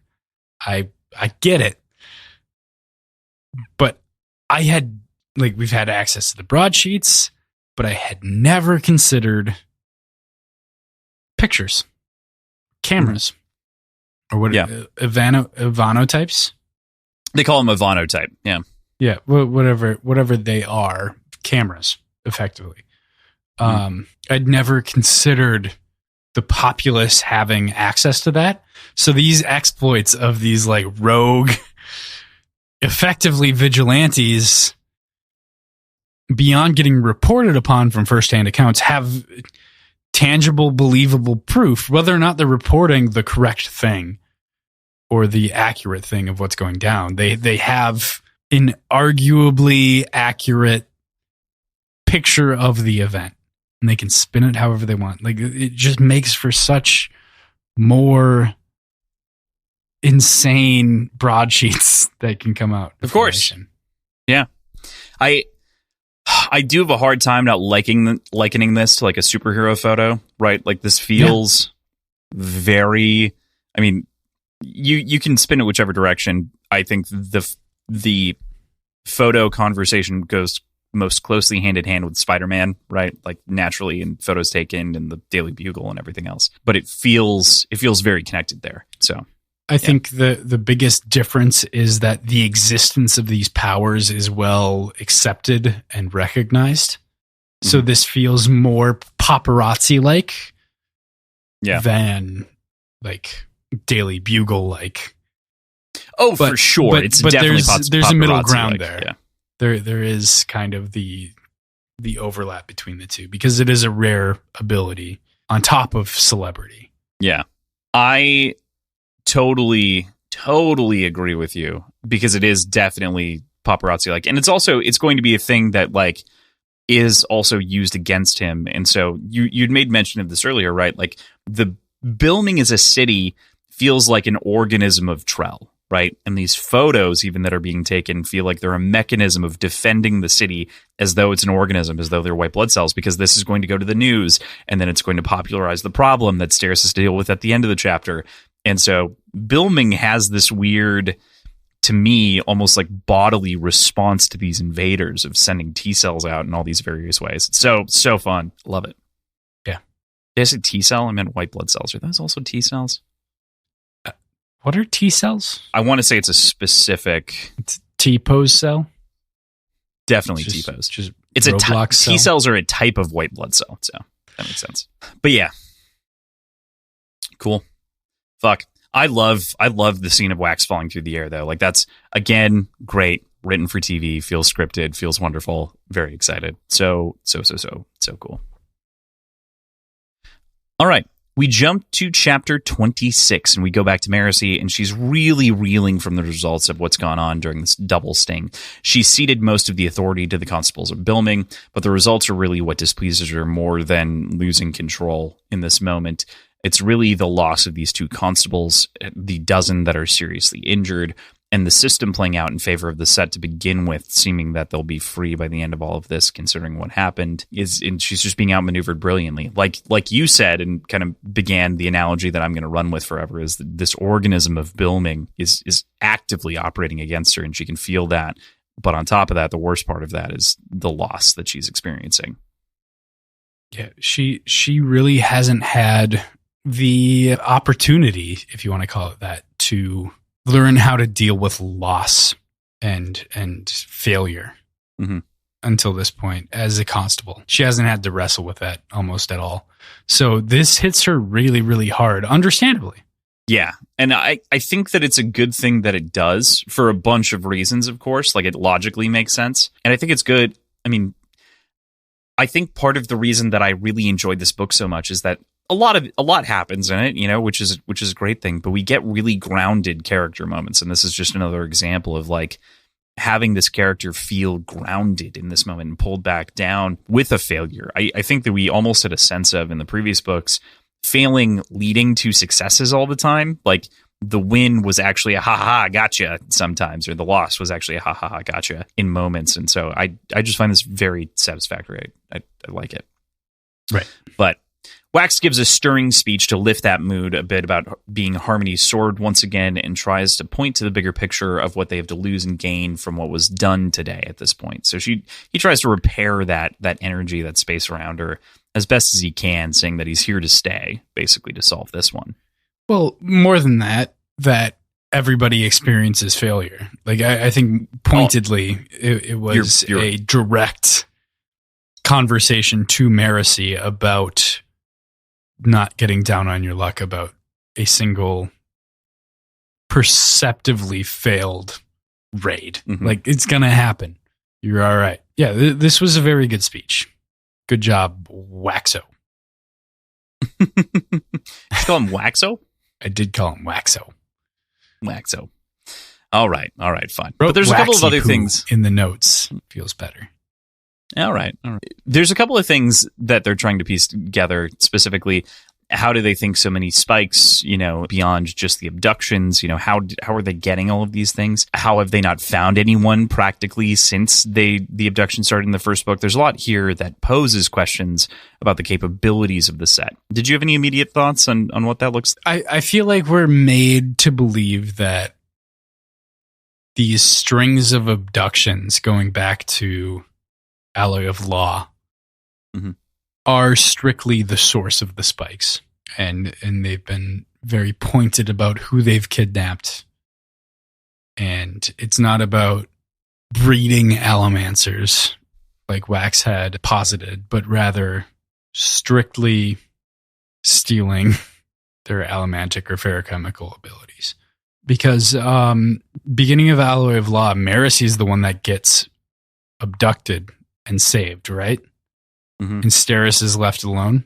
Like, she is an allomancer. It made more sense to steal Steris, to kidnap Steris, but they didn't. They went for Marcy. And Wax saves her, and that sets off this whole sort of romantic arc in that first book. Steris was captured. Fuck. All right, never mind. Yeah. But it does set up the romantic arc that you're talking about. Just from the other side. But I really thought they attempted to capture Marcy. Instead. Right. Okay. They were trying to take both of them. He managed to get Marcy out right away. Steris was successfully taken. Okay. So I think we'll see. I'm just going to take that as we're going to see some diggability from Steris. Okay. I think that's my takeaway from that. Yeah, I mean, maybe she can burn they're Duralaman. only trying to steal Allomancers. Sure. Okay. In that moment. Yeah, but I guess that's the point that comes to mind in this section is the spikes are forged and then imbued with power through the people that they abduct. Okay. PJ. Yeah. Vendel also points to something that we talked a little bit about last week. Beyond the blindness that Harmony is experiencing from Autonomy's interference, there's something else wrong with him. Like there's a dark shadow in the background behind him. I think this blindness is strictly a symptom. Okay. And it is one of maybe several symptoms of what's actually going on with him. And it's far from the entirety. I don't know. Far from the entirety of the disease or far from the entirety of just a little bit more? Oh, the blindness is far from the entirety of what's going on with Harmony. Okay. All right. Like there's a lot more to it than that, but this blindness that he's talking about and referring to is the most directly obvious symptom. Yeah. Okay. So it is, there's way more underneath the surface there. It's just the apparent. Yeah. And this shroud of shadow that's being talked about is also a part of it. Okay. Part of the same thing. Okay. That makes sense. I'm in. The chapter ends with the Bilming mayor arriving for a conversation that we're going to talk about in the next chapter. But like, oh man, this could have worked as a cutoff point if we were reading this in much smaller chunks for some reason. Yeah. What a fucking dirtbag. Right. Like, what a dickhead of a person.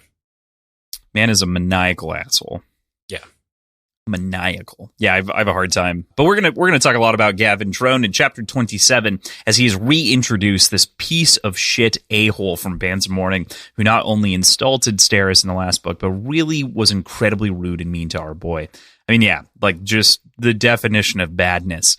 And he's really no better here. He definitely knows exactly what he is doing. And not only is he an asshole in the moment, but also super duper fucking racist regarding the dirty maskers of the South and the language of our kind repeated over and over and over again. The way he treats Vendel later. Oh, God. He is very acutely aware of what he's doing. Mm-hmm. And shifting gears a little bit, knows the strength of the position that he has over the crew and Wax specifically. Like, he knows how racist he's being. He knows how discriminatory he's being. Doesn't care. But also knows how strong of a political position that he's in. Yeah, exactly. And I think that's kind of the problematic part of the danger here is that it's like, again, bringing it back to your Trell thing, right? Do you think Entrone's in with Trell as well? Or do you think that he's maybe in the little way where he is unaware? Or do you think he's big involved? Oh, that's a good question. Given he's the mayor. No, I think he's aware. Okay. So he's in on it. He's a member of the set. Yeah. Maybe not a member, but you understand what I mean. Like but in on it. Yeah. Yeah. Okay. So given that you think that he's in on it, obviously we can say that this was the intended sting. Like this was intended to happen to catch the set in sequence, it seems, on the part of Captain Blantich. Although we don't know Blantich's involvement. I just mean that like it seems as though they really didn't have an intent for this to become as violent as it was. Until the double sting happened, and then it seemed as though they were actually going to be captured by real detectives. So in the same way, Entrone kind of steps up here to react, I think, as that white cell defending the organism. Yeah, fuck. Because he's coming from that position of power. He knows what he's doing. leveraging it now. Yeah, he's really fighting for it. Yeah.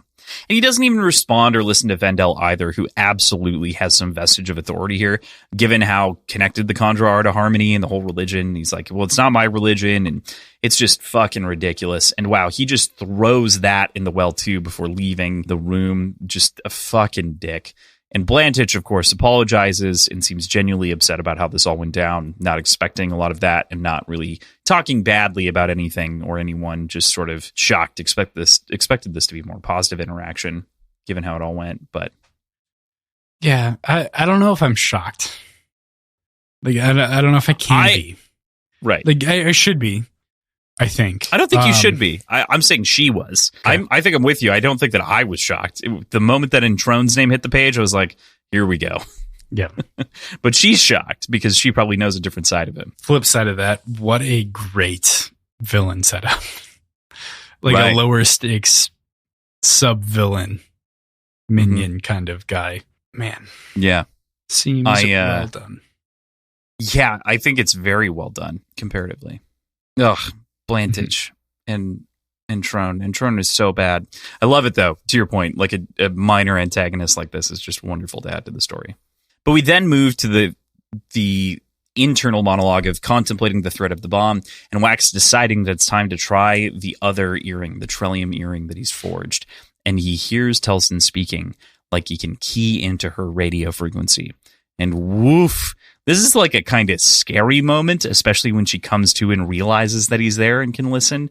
And it's not as though she literally turns and focuses, but it feels like she turns and focuses, kind of like the Eye of Sauron or something communicating directly to you through, radio, basically. What do you make of the interaction between the two and Telson's claims of saving the world? It's like omniscience, but only if you're paying attention. Fair point, yeah. Feels. Yeah. Directed omniscience. Sure. Yeah, exactly. I was really concerned that Wax wasn't going to be able to get the earring out. Like, I really thought he was going to go through a similar rationalizing conversation that like Spook had with Ruin after the tip of the sword broke off in his chest. Okay. I really thought something like that was going to happen all the time and didn't. I mean, yeah, maybe we're unaware of like what that could mean, but I see what you're saying with the sort of residual voice, especially considering a lot of the parallels that we've been talking about between, end of eras. Mm-hmm. Yeah. So after this attention turning and getting the information, as much information and the experience out of this so that he knows what he's doing, he pulls out the earring and is thinking about how to share the information he has overheard from his sister with his friends, as well as the next steps that they should be taking. But this is all instantly interrupted as they stare out the window and see that death has arrived. I was really concerned he wasn't going to have the ability to remove that earring. Mm-hmm. But as far as the sort of, imagine just like talking about your Easter or your Thanksgiving. Sure. Mm-hmm. Like, yeah, we were having a pretty okay time. Bingham spiked the punch with acid, so all of us were tripping balls. And then death knocked on the window and just kind of had a conversation with all of us. 8 out of 10. Great Thanksgiving. I don't know. Seems odd. Okay. You think that like death showing up is odd is the odd part? All of it together. Like it's great. It's a great showing and it's cool to see Marsh again, especially kind of as himself. Mm-hmm. But it takes a minute to make that work. Definitely since the first book, really. And we'll talk about that more in chapter 28. That ends chapter 27, of course. Did you have anything that you wanted to say about the broadsheet? Was there anything that caught your attention? I was going to look at that again because I don't remember it off the top of my head. I'm sure there's a lot here. There's some like fun things which are like... Oh, that was fun. Yeah. I totally saw that. That's a good one. Visiting the Bands of Morning Temple site is interesting. Like that being turned into a tourist trap makes total fucking sense. I mean, what isn't a tourist trap at this point? based on what Vin and Wax have done collectively. True. Fair point. One of the other things that I really love about this is the letter to the editor that feels like it's so very clearly written by Tensoon. I want to read it here just because I think it's very funny. Once again, I must object to your continued allowance of the ads for Suni Industries, manufacturer of the Suni pup, who have also ignored my numerous letters regarding the historically egregious depictions of the Ascendant Warrior's companion as a terrorist wolfhound, when scholars have repeatedly demonstrated that modern dog breeds were not yet established in the days of Ash, and that the Ascendant Warrior's guardian was not a wolfhound, but in actuality a wolf dog. Grudgingly yours, Professor Olin Tober. Man, I should say, I do assume that it's Tensoon. It seems like it is. it feels weird. Why would Tensoon do that? Maybe.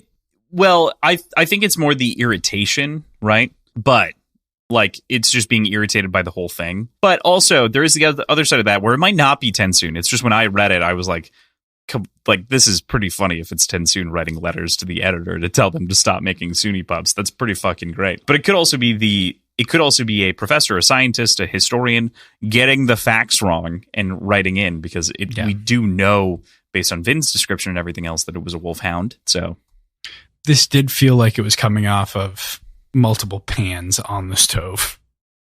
Like it that's felt fair. Like an older audience. That makes sense. Yeah, that was kind of my perspective on it. I think the rest of it is pretty just what it is for the most part. There's some fun stuff about like looking for some talismans that are around. There is like help wanted signs that are kind of fun. On the tour, they do reenactments of the showdown, which is great. And then there's also a noseball band requested, like a letter to the editor or a plea. So cool. All right. With that, let's go into chapter 28. I love how death is described here, and even in the first line of the paragraph, it's just wonderful. You know, the idea, Wax had never seen death himself, though Marcy had met the creature once. And that is just so like tangible and chewy, and I love it. As we get to re-meet old Iron Eyes for the first time, and he's not looking good. One of the constables pulls a gun and he crunches the barrel with his allomancy with the ease that few could even grasp, as Wax describes it, and tries to work out how to make that happen in his head, if it were even possible. Of course, he doesn't think it is for anyone that isn't a Mistborn, but still. Even Introne tries to be an asshole, and Marsh gets back at him with the "how would you like to die" speech that he gives him, which is just so good. Again, it's lovely to see that clown finally put in his place. Yeah.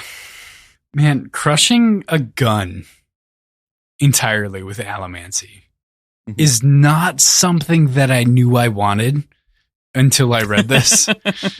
And I'm like, yeah, of course, that's exactly what I want in every fucking scene going forward. Yeah, it's one of the, again, Mistborn has done such a good job delineating itself from other metal-based stuff, metal-based magic. The biggest, of course, being Magneto in popular culture.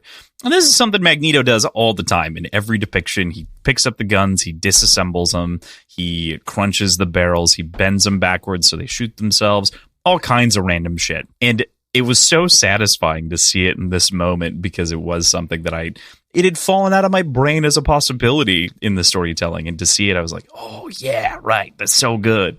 Feels good. Mm-hmm. Yeah. We also learned that without Atium, Marsh is finally slowly dying. The end of his life is rapidly approaching, but his goal and mission are to try to make this as easy as possible. And he's been trying to track down the people who are working on splitting Harmonium. And while he hasn't had a whole lot of success, he does have a lead to share. The man, Tobal Copper. The group now has a lead that they can chase. All I want for Christmas is the ability to keep adventuring. I don't know why that joke came to my mind. For Marsh? Is that Yep. Is that what you're suggesting? Yep. The ability to keep adventuring and not fucking die. Save the boy.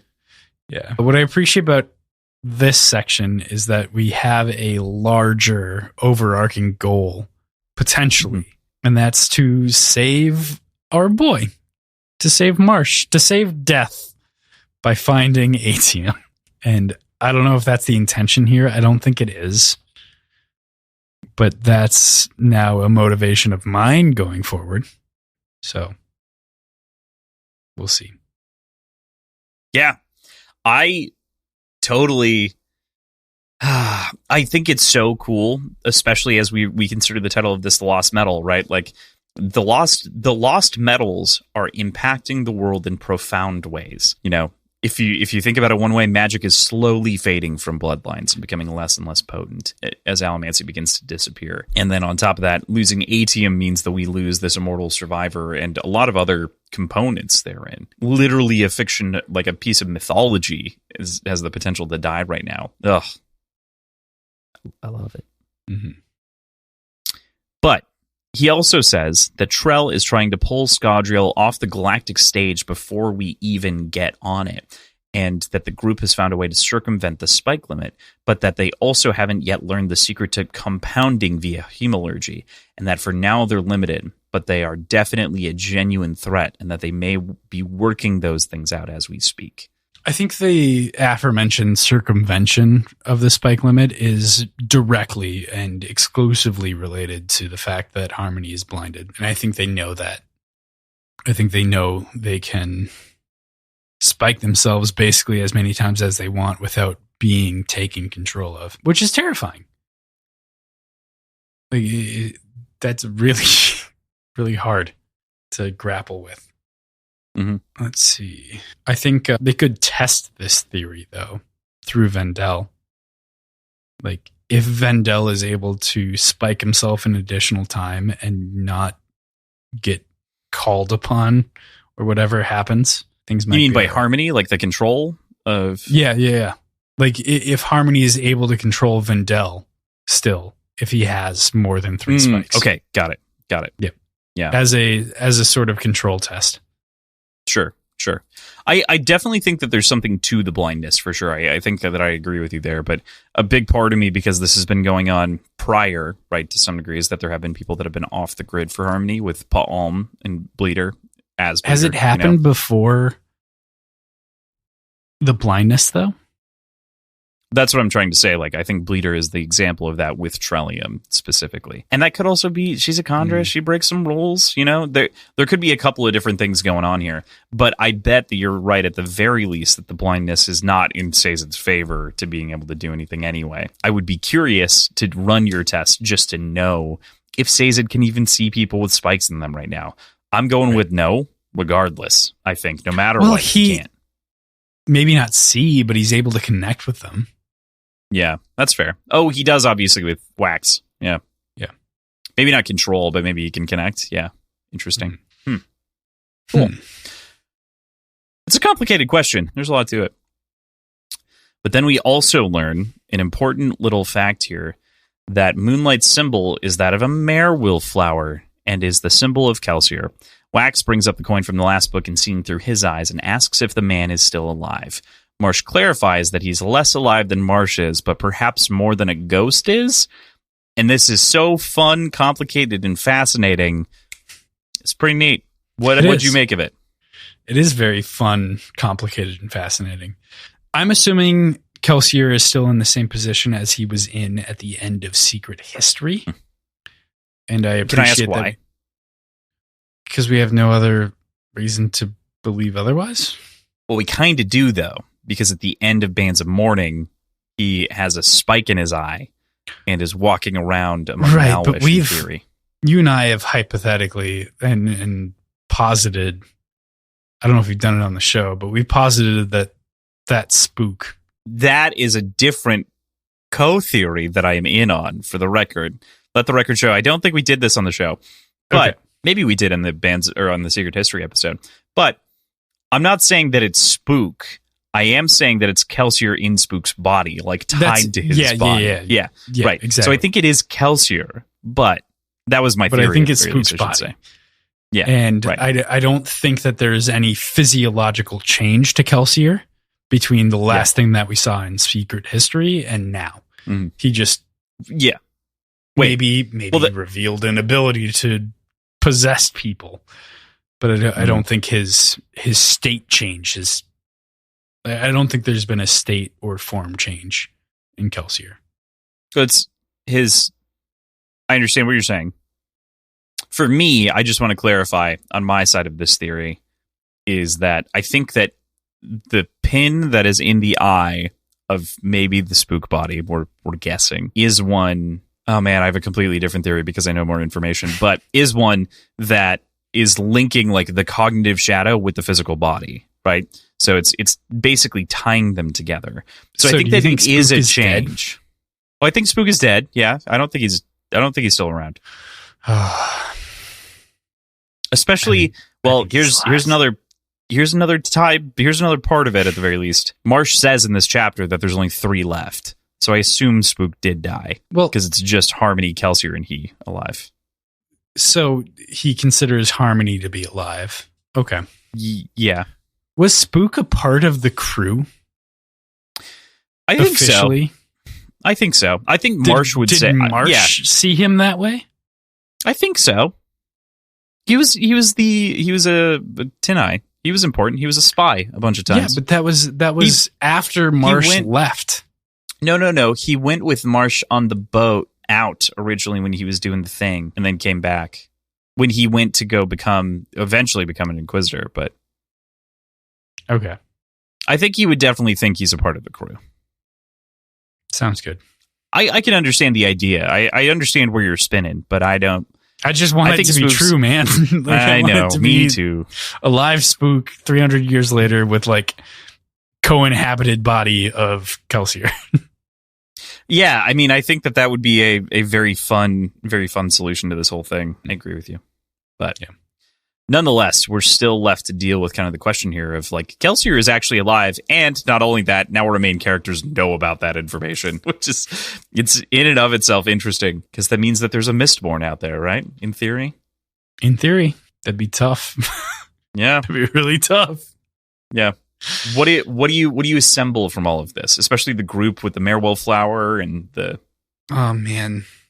Like, there is a survivorist clan, I guess. Mm-hmm.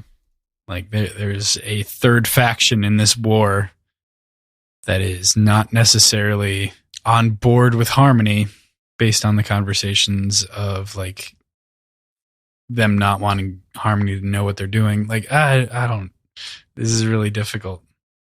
Yeah, I mean, I get it. It's all good. I just want to, I gotta check. It's one of those where it's like, here's the fun mystery box. What do you make of the fun mystery box? Mm-hmm. Which thread will you pull on? So, all of them. Okay, cool. Just pull the threads. All of them. So Vendel stays behind and leaves the group behind to tend to Marsh, and Wayne asks a fun question about ghosts and the fact that they now have some definitive proof of an afterlife along with all of the other crazy shit that is happening around them, which is kind of nightmarish and interesting and fascinating and whoa. Nightmarish, interesting, fascinating, and whoa. Feels pretty right. It encompasses all of the emotions, I think. All of the emotions. I think it's all of them. Yeah. I mean, it's not sad. No, that's a pretty big one. Yeah, it's a lot. I mean, I love that Wayne's the one who brings it up too. He's like, you guys aren't freaking out about the fact that, hey, we just met like a mythological figure. And the rest of them, like Marisy's like, no, I already did that. And Wax is like, I talk with friggin' Harmony like every other day now. We're buddies. We're friends. Every other year. But yeah. This is Wayne's first brush with God in some way, or the otherworldly. So an appropriate reaction, I think. With that, we go into chapter 29. Blantich catches the trio on their way out and says that it would be easier to contain the governor if they accepted a Bilming constable while in the city. Easier to contain the mayor, not governor, while they're in the city. When it turns out to be Moonlight, Marisy agrees and dances around them having met before as she shows up in the room with the group. But if she could be useful, even if it's to explore her own ends, they decide to kind of keep her around as Marisy kind of makes the case for including Kim in these moments. This feels like a continuation of the shift of temperament and behavior and morals of Marisy as she becomes more entrenched into the constable lifestyle and persona. Like we've talked about her becoming less rigid and a little bit more understanding of lying by omission and sort of just kind of that aspect of the life that seems to be kind of required. But this feels like a total outright lie that feels odd for her character. It makes sense in the moment, and it makes sense with the justification that we have, but it does not feel in line with what we know of Marcy. And yeah, I think that's an evolution. I don't think that's a flaw. I don't think that's a change in her character, or an undue change, rather.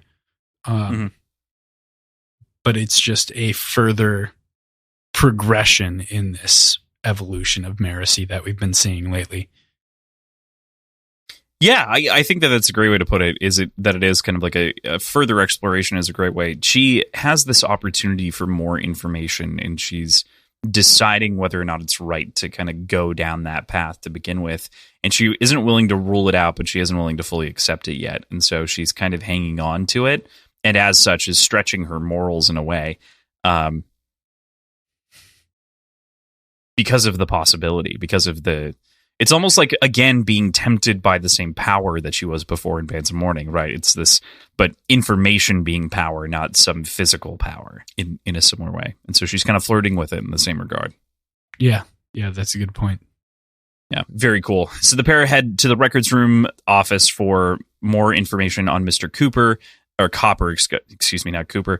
And Marcy is able to talk privately with Moonlight. She pitches her agency and the benefits as well as the responsibilities to her, who has been wanting more substance in life, it seems, in her work life. You know, she's content with being a constable, but Marcy is not good with being content with anything. So it makes sense that naturally she's looking for the next step up, the next progression. And that's great. I think it makes sense. And so, of course, she's keeping around to explore, like we were saying before.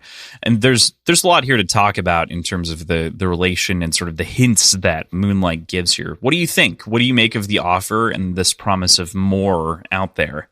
Do you think Marcy will take it? Maybe more importantly?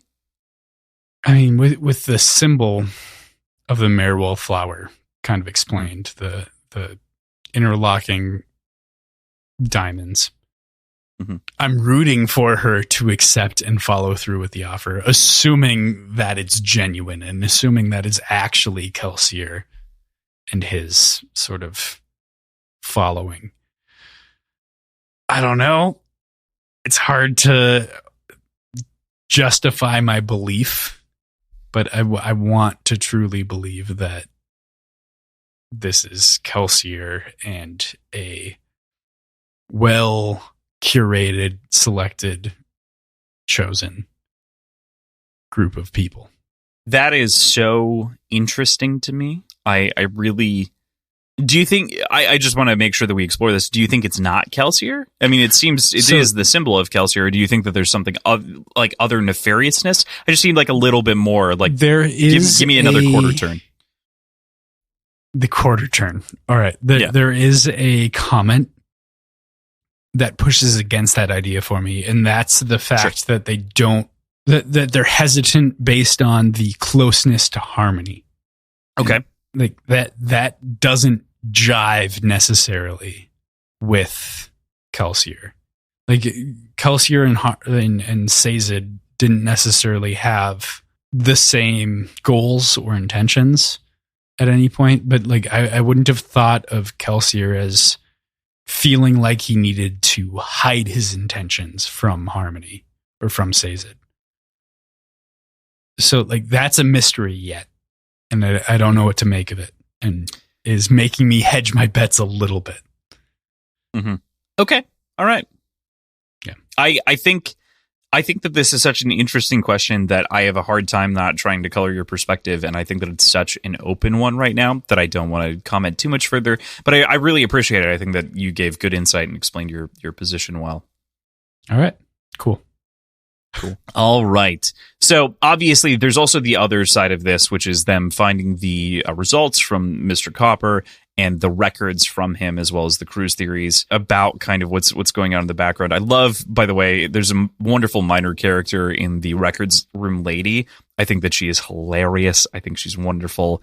She's got some very funny moments of dialogue that happens between the group of them that I really enjoy. But Tobal Copper's notes end talking about the world becoming turtles. And I can't help but also remind everyone, turtles all the way down. Like if you've never heard the phrase, it exists, it's real. I've had to explain this to many friends as I've said it many times, but I do find it very funny that it's brought up kind of in this context. And it's kind of funny that they're exploring a record very deeply. And that's kind of the idea of like turtles all the way down is like the further you follow, it's just the same thing. It's interesting. It's not a parallel, but it's just fun. There's that, but there's also the fact that the tortoise is on the Bilming crest, the city crest, as a tortoise. So like that can be influential, but like you're gonna eat your words when everybody becomes turtles. Like it's gonna happen. BJ, I'm not saying that it sounds like a different version of you in some multiverse as Tobal Copper, but I am not saying that. Yeah. I concede. My name is Tobal. My last name is Copper. And I have been run out as a state-sanctioned chemist. I fucking hate chemistry. Guys, don't go into chemistry. Don't do it. You tried to make that lie go on for as long as you possibly could, which is great. Did you have any other notes to say here about this seemingly mad scientist before we move over to the apartment? Like he seems mostly, based on what we know and based on what we're supposing, he seems mostly completely sane. Yes. So I'm just hoping that this turtle comment has some weird grain of truth to it. I think, interestingly enough, PJ, I never picked up on the turtle being the crest and the turtle like aligning here. Yeah, personally, I didn't draw the connection. You should, but in my first viewing, I did not pay attention to it. Well, because it's not a turtle; it's a tortoise, but like they look the same, right. Or look very similar. Yeah. Fair enough. I can't wait to swallow my words whole. It's going to be super exciting. All right. With that, chapter 30, we go to the scene that I was just mentioning. We're moving to the apartment, and there's a lot that happens here. I love this chapter, but there's also not a ton to talk about outside of the conversation that happens between Moonlight and Wayne that I definitely want to get to that I don't have in the notes. But Wayne is puzzled at why Moonlight is pretending to be so like earnestly bumbling as she proceeds through. And he like notices that she's kind of being fake, like she's a bad actress. It's enough to fool Wax, of course, as we know. But Wayne's just so in key and in touch with the way that people react. He's curious. Of course, they arrive at Copper's apartment building, and there's a doorman, and Wayne thinks to himself as well that he should get a doorman for his buildings. That way, when he gets especially drunk, someone can carry him up to his room. He should buy a building like this and then staff a doorman.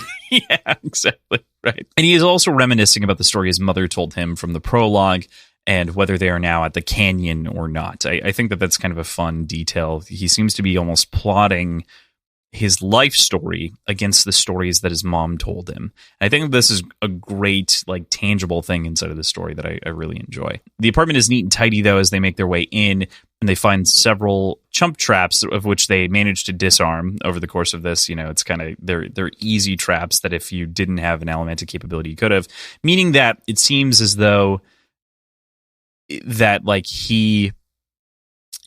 It seems as though he dealt with the set, but at the same time, he didn't want to necessarily. It adds some kind of question marks there. I just get this classic detective feel right in the middle of the story again, and I love it. Like, this is just absolutely noir. I got 7 vibes. It's not a murder scene or anything like that, but yeah.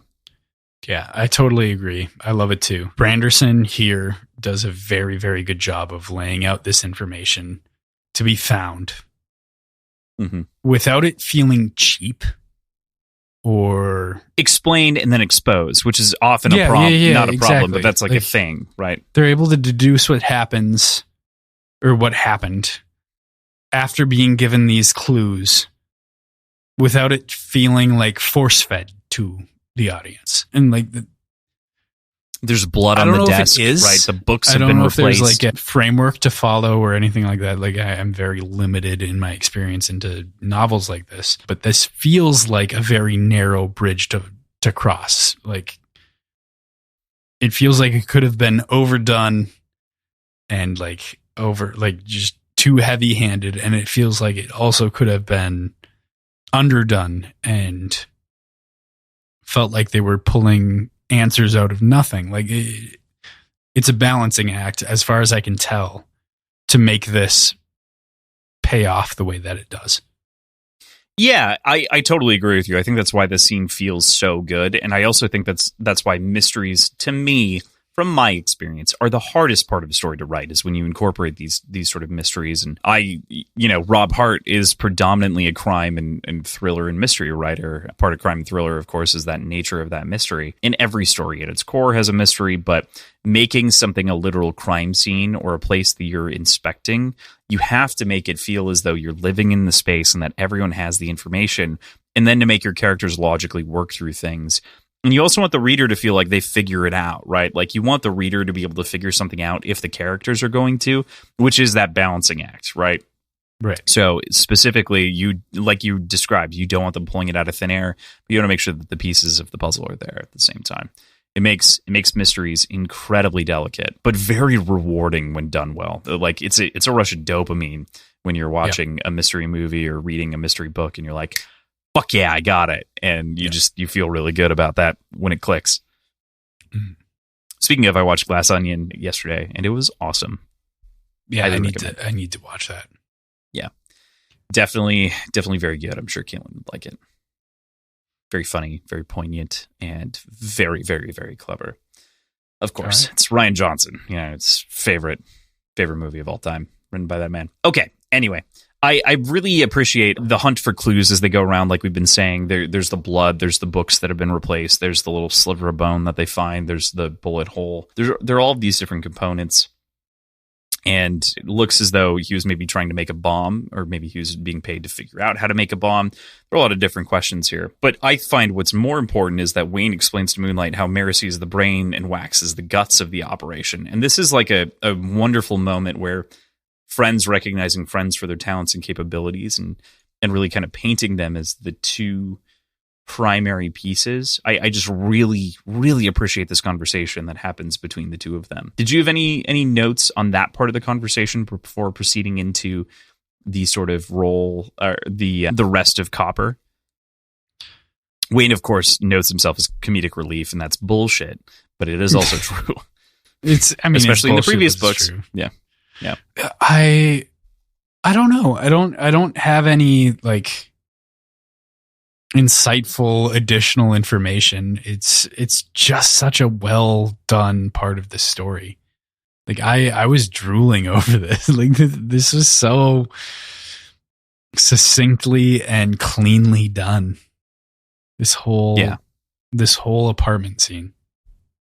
I loved it. I thought it was excellent. Just really well executed all around. It's like, it's not my favorite chapter of the week, but it feels like the best written chapter of the week. Does that make sense? Yeah. Yeah. So I greatly, greatly appreciate it. But Marasi finds a perfect correlation to the broadsheet's address and the scrap of numbers that they had uncovered previously. And you would think that this is the perfect place for me to stop as they uncover these kind of final clues for a week. But of course not. I can't do that. There's one more chapter that we have to do. But you're right. This would have been a perfect breakpoint. I'm guessing part of it is just a number of weeks that we have to fit this into. But at the same time, like I like where we end in general, and I'm very glad we continued through this and get the Steris perspective too. I would add, this would be a great stopping point. This is where the storyline stops. Like we don't see an advanced progression on the storyline, so we do get a cliffhanger here. And at the same time, I know how many Steris chapters there are in this book. I know how many we get to see. So I think it's fun to end on her perspective, given that she's playing a completely different ball game. And now, PJ, you don't just have one ball in the air, but you have two. Yeah. As far as what's going to happen. So thank you. I appreciate it. Yeah. But yeah, I really, really, really enjoyed this chapter and the way that it ends. And, any other time, any other week, I think it would go the other way. Honestly, in an ordering, like if we could just shift the book for the purposes of the show, I would put chapter 31 before chapter 30, just for the purposes of the delivery of the show. But yeah, it doesn't make a difference for the book itself. It's satisfactory as is. Yeah, that's fair. Yeah. But with that, let's talk about chapter 31. It's the final chapter. It's not very long. We get to get in and out of this perspective pretty quick. But we move to Steris, and it's wonderful to hop into her perspective again of her taking her breaths to settle herself down before she begins her first session as an acting senator of Elendel. There's a lot of insecurity here and self-doubt, and I can't help but feel like she's more than fully capable, but so goes imposter syndrome, like this is such a real reaction to being put in the hot seat, as it were. Yeah, I don't think it's necessarily like, I'm sure a little bit of an imposter syndrome comes out here, but I don't think that's necessarily the full weight of it. Like, this is new. Like, even if she's capable and comfortable with the source material and like feels like an expert in the field, she's still jumping into a very new scenario and doesn't have the comforting backup presence of her husband to calm her nerves. So like, I think a little bit of imposter syndrome, but also just a little bit of inexperience produces this headspace cocktail that she's in. Yeah, I totally understand that. I definitely get that. I was trying to put words to it and saying that it's like imposter syndrome-esque. It's not necessarily fully, but yeah, it is all things, I think, is what you're kind of munching at. Right. Of course, the first thing that is on the top of everyone's mind is the botched sting in Bilming, and she's put on the spot to give an explanation of what Wax did by the vice governor, Adawathwin. She presses for a select council to be formed as a small commission with Reddy, and the idea is adopted, but she's cut out of the deal. What a dog shit way to go about that. Like, how fucking terrible is that? Like, God damn it, did this make me angry? It is so fucking frustrating. Knowing that Adawathwin's the one like making all of these decisions. All of them. She is entirely in control. Mm-hmm. Yeah, all is a lot. I would say she's making like 95%, right? Like there's this small sliver that like, which we'll get to, of course, and that's the decision to take Dahl's boat, right? Is that's one of the small decisions that the governor is actually making to like go on that boat. But look at her first though, before answering. I think that she ends up being frustrated with his decision to do so. I think he does look at her, but she's like, no, and he decides to do it anyway. So like there's some dissent there, but not, how much is it? Like I said, 5 and 95 is kind of my quota for what I see. But and then that gets to the larger issue of like what's going on in this government chamber in general, and who and how much control is being put where. And, we talked a lot about like Bilming being this sort of cell with white blood cells and everything else protecting the body. Elendel, by comparison, feels like it's on a completely different planet of trying to keep itself alive. So it's actively fighting itself. Yeah. Yeah. So, all that said, I did just mention Dahl and the ship. Of course, he offers that up. Did you have any thoughts on that transaction and how it processed? I mean, Steris internally makes a really good point about this being a publicly accepted bribe, and knowing, like, positing, I guess, and we know that they're going to be able to like snake themselves out of this. They're going to be able to sort of slither out of that accusation somehow. Politics suck. Especially this kind of politicking. Like, this is brutal. It's well written. It's just brutal. Yeah. Ugh. And it is a public bribe. And on top of that, the 3 people that he's pulling in are corrupt knowingly. I believe, if I remember correctly, aren't they the same 3 that were accused of in the very beginning of the fraud investigation that Wax throws out? I think. I couldn't remember. I think they might have been. I think it is, but I'm not 100% on that. I would have to double check, but it would certainly make sense and be thematically whole to do that. So, one way or another, I'm down with it. I know one of them is a set, which is fascinating as well, that they're still kind of at this power game, despite being literally married into the primary family bloodline now. Right.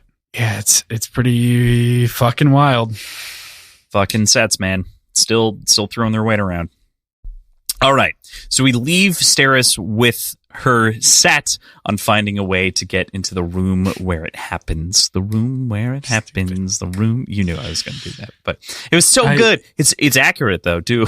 It is. She just needs to figure out a way to fly, which how might she figure out a way to do that? I don't know. Maybe she's actually secretly a steel pusher. As well. She's a coin shot. Power couple. Coin shot power couple. Coin shot power couple. Strong energy. Strong vibes. I'll just wait for her husband to bring her there. For sure. That could totally work. PJ, I have this desperate need to pay off these predictions. All right, let's do it. Do you feel the need to do it? Okay. Yeah. I need to refresh a cocktail though because I'm out. So okay. We'll clap out of this to come. I was like, does it make sense to do it now? I know we were originally doing it at the top and then we moved it back and we haven't done them in a while. So it was like, God, I think we have to go through this list. All right. So we're going to wrap up this episode, of course, really quickly here, but we've been like delaying this for a while now. They're piling up on the bottom of the document. We got to roll through the predictions. I looked at the document length and I'm like, 11 pages? No fucking way. Like, we haven't had a document that long in a bit. And it's because the predictions are taking up like 3 pages at this point. So, all right. I actually didn't do any pre-sorting, so this is going to be a bitch to edit. Just highlight the ones you want me to look at. I don't fucking know yet. That's the problem. I didn't review them in advance, except for this one, which I knew because of that prediction. Okay, let's wait. This is so interesting. All right, we'll start there. We're going to do the first 3 to start. Okay, so we're going to start at the top. This is, I believe, from Shadows of Self, maybe Bands of Mourning. I think it's from Shadows of Self. In Zobel, Wayne and Marcy discuss the captive as well as the piercings that he has on his chest before they manage to work their way into the party under a different guise, of which sets up a lot of fun for later. But I want to talk about the little bits of information about the captured man. Given that the spike is likely hemalurgic, what do you think is up with that? My answer to that was hemalurgy is running amok. Knowing how subtle the touch of influence via hemalurgy can be, I wonder if this has been building for a long time, with the floodgates just now opening. Blame Hoyd. He maybe has similar powers to Sazed or Ruin/Preservation. So here's the thing. This is so interesting because you're like, I think you're like 80% correct. But then you drop like the blame Hoyd in there. And it's not at all. Like, you're not. The first half of the statement is pretty much entirely correct for reasons that we find out from, like, it's effectively the set have like worked their way out. They've worked out a lot of the stuff that Marsh did via experimentation. So I think we both take drinks because I think that the first part is so well articulated that I gotta. But the bottom rationale is bullshit. Yeah, it's wrong. So cheers. All right. Yeah, because we know he's not a shard so far. As we know. All right. So next up, Vendel has Breeze's hands and Wax shook them earlier. This is funny. Anyway, getting back to it, Vendel names a bunch of old relics, the Bands of Mourning, Lady Mistborn's knives, the Lance of the Fountains, as well as saying there are 4 people who held the power of Ascension. Rashik, the Survivor, the Ascendant Warrior, and Harmony. And the reason that this one is specifically highlighted is because of how this was never meant to be a prediction, but your answer was so fucking off the wall that I made it one. Because, go ahead. Tied to Hoyd and the Puddle Jumpers, or Kelsier's circumstances of becoming a Mistborn, something fucky about the wells, multiple, etc. That was my best attempt to try to summarize the answer that you gave in that moment. I don't remember what I said. So I do remember. I remember this question, and I remember we talked about it for thinking about 60 minutes. We talked about it for a fucking hour. I get that, but looking at this question, I remember thinking about it like an hour later after we had ended the episode. I'm like, fuck. He was trying to get me to talk about the fact that the Survivor was in order and like, I don't know what I was thinking. Like, I know I had a rationale. I know like there was something I was thinking about, Well, yeah. So the rationale that you were going down in that moment, and I know that everyone who's listening to this is like, Crossan's going to bring it up and PJ's going to have trauma about it. But the thing that you had dove so hard down in that rabbit hole was the circumstance in which Kelsier became a Mistborn in the pits in proximity to Atium. That was the rationale. Which is the incorrect rationale of why the power, as we learned in Secret History.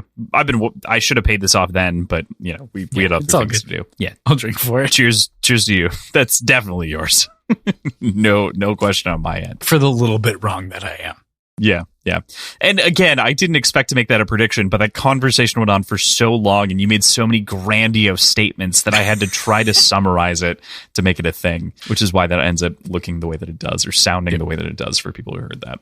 Hopefully that jogs your memory. If it doesn't, just go back and listen to that episode of Bands of Morning. I want to say it's probably the second Just know that if I get into an hour-long conversation with you about anything, I don't remember it.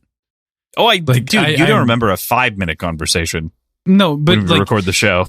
If I'm having an hour-long conversation about anything, I am too drunk to continue the podcast. No, that's that not is true. What's going that's on, not true. And I will not remember what we're talking about. You weren't too drunk. That was the other part of it. Is you were so good with it, like you were so on it. I believe that you wouldn't remember it, of course, because of the nature of what we do. You were not too drunk. You were just so locked in. You were so dialed in on trying to work out Kelsier. Yeah, exactly. It was like a rage blinders. Like you were just in, and I couldn't pull you out. I tried many times. That I think we cut out roughly half of that, if I remember correctly. I think in the end, but there was a lot. There was a lot there. All right, cool. All right, I love you guys. On their way to the. I got another one. Yeah, I love you guys. On their way to the door, they run into a beggar, and well, it's better that I just read the quote. "Oh, my lord, I know it. I do. I own the palace, technically. Now, regarding those coins for old Hoyd, my good lord." Wax hands him some coins, but curiously, the beggar Hoyd throws his change precisely at Wax before he cackles and runs away. There is no comment around the fact that he's met, interacted with, and employed Hoyd in the past. New face? Question mark? It's a unique name, so it seems that it should have stood out. I don't know why that was made such a big deal, but the coin itself is important. It's not one of the misprints, right? Question mark. Not one of the metals we know. Not one of the metals we know. Scoping out Wax, trying to learn things about the mechanics of the world. Again, we talked for a long time about this one, so I often have to append your thoughts to these for prediction's sake, and that's an example of that, trying to summarize the ideas. I'm still mad about this. I know. We talked about it like last week. In this book. Yeah. I don't get it. It begs a question. It is not one of the misprints. Nope. And it is not one of the metals that we knew about at that point. Correct. Yeah. Well, that's not true. We actually did know about the metal, but we didn't know about the composition of metals because it's multiple. It's a medallion, but they didn't recognize it yet. Metal, right? No, it's not made of metal. It's made of the identity metal, I think, which is nigrosil, if I remember correctly, for ferrochemy. Basically, it's one of the medallions that you can access no matter what, but it's a copper mind as well, and so it stores the memories of Kelsier in those moments, and so he walks them. But it's an identityless copper mind, I believe. So. Gotcha. But that's me. I'm going to take the drink for that. Not only for the Hoyd thing, but mostly for the getting it right on the coin side of things and the other side. Like, that's good. But the Hoyd thing is, we talked about it last week, very kind of humorous at this point, especially for how much he interacts with Hoyd.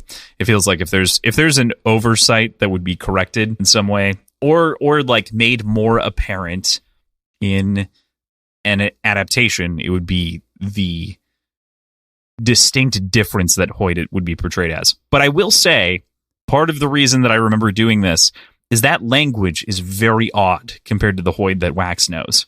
It is very different. So that's very true. Yeah. Must be disguised in some way. So cheers, taking the drink.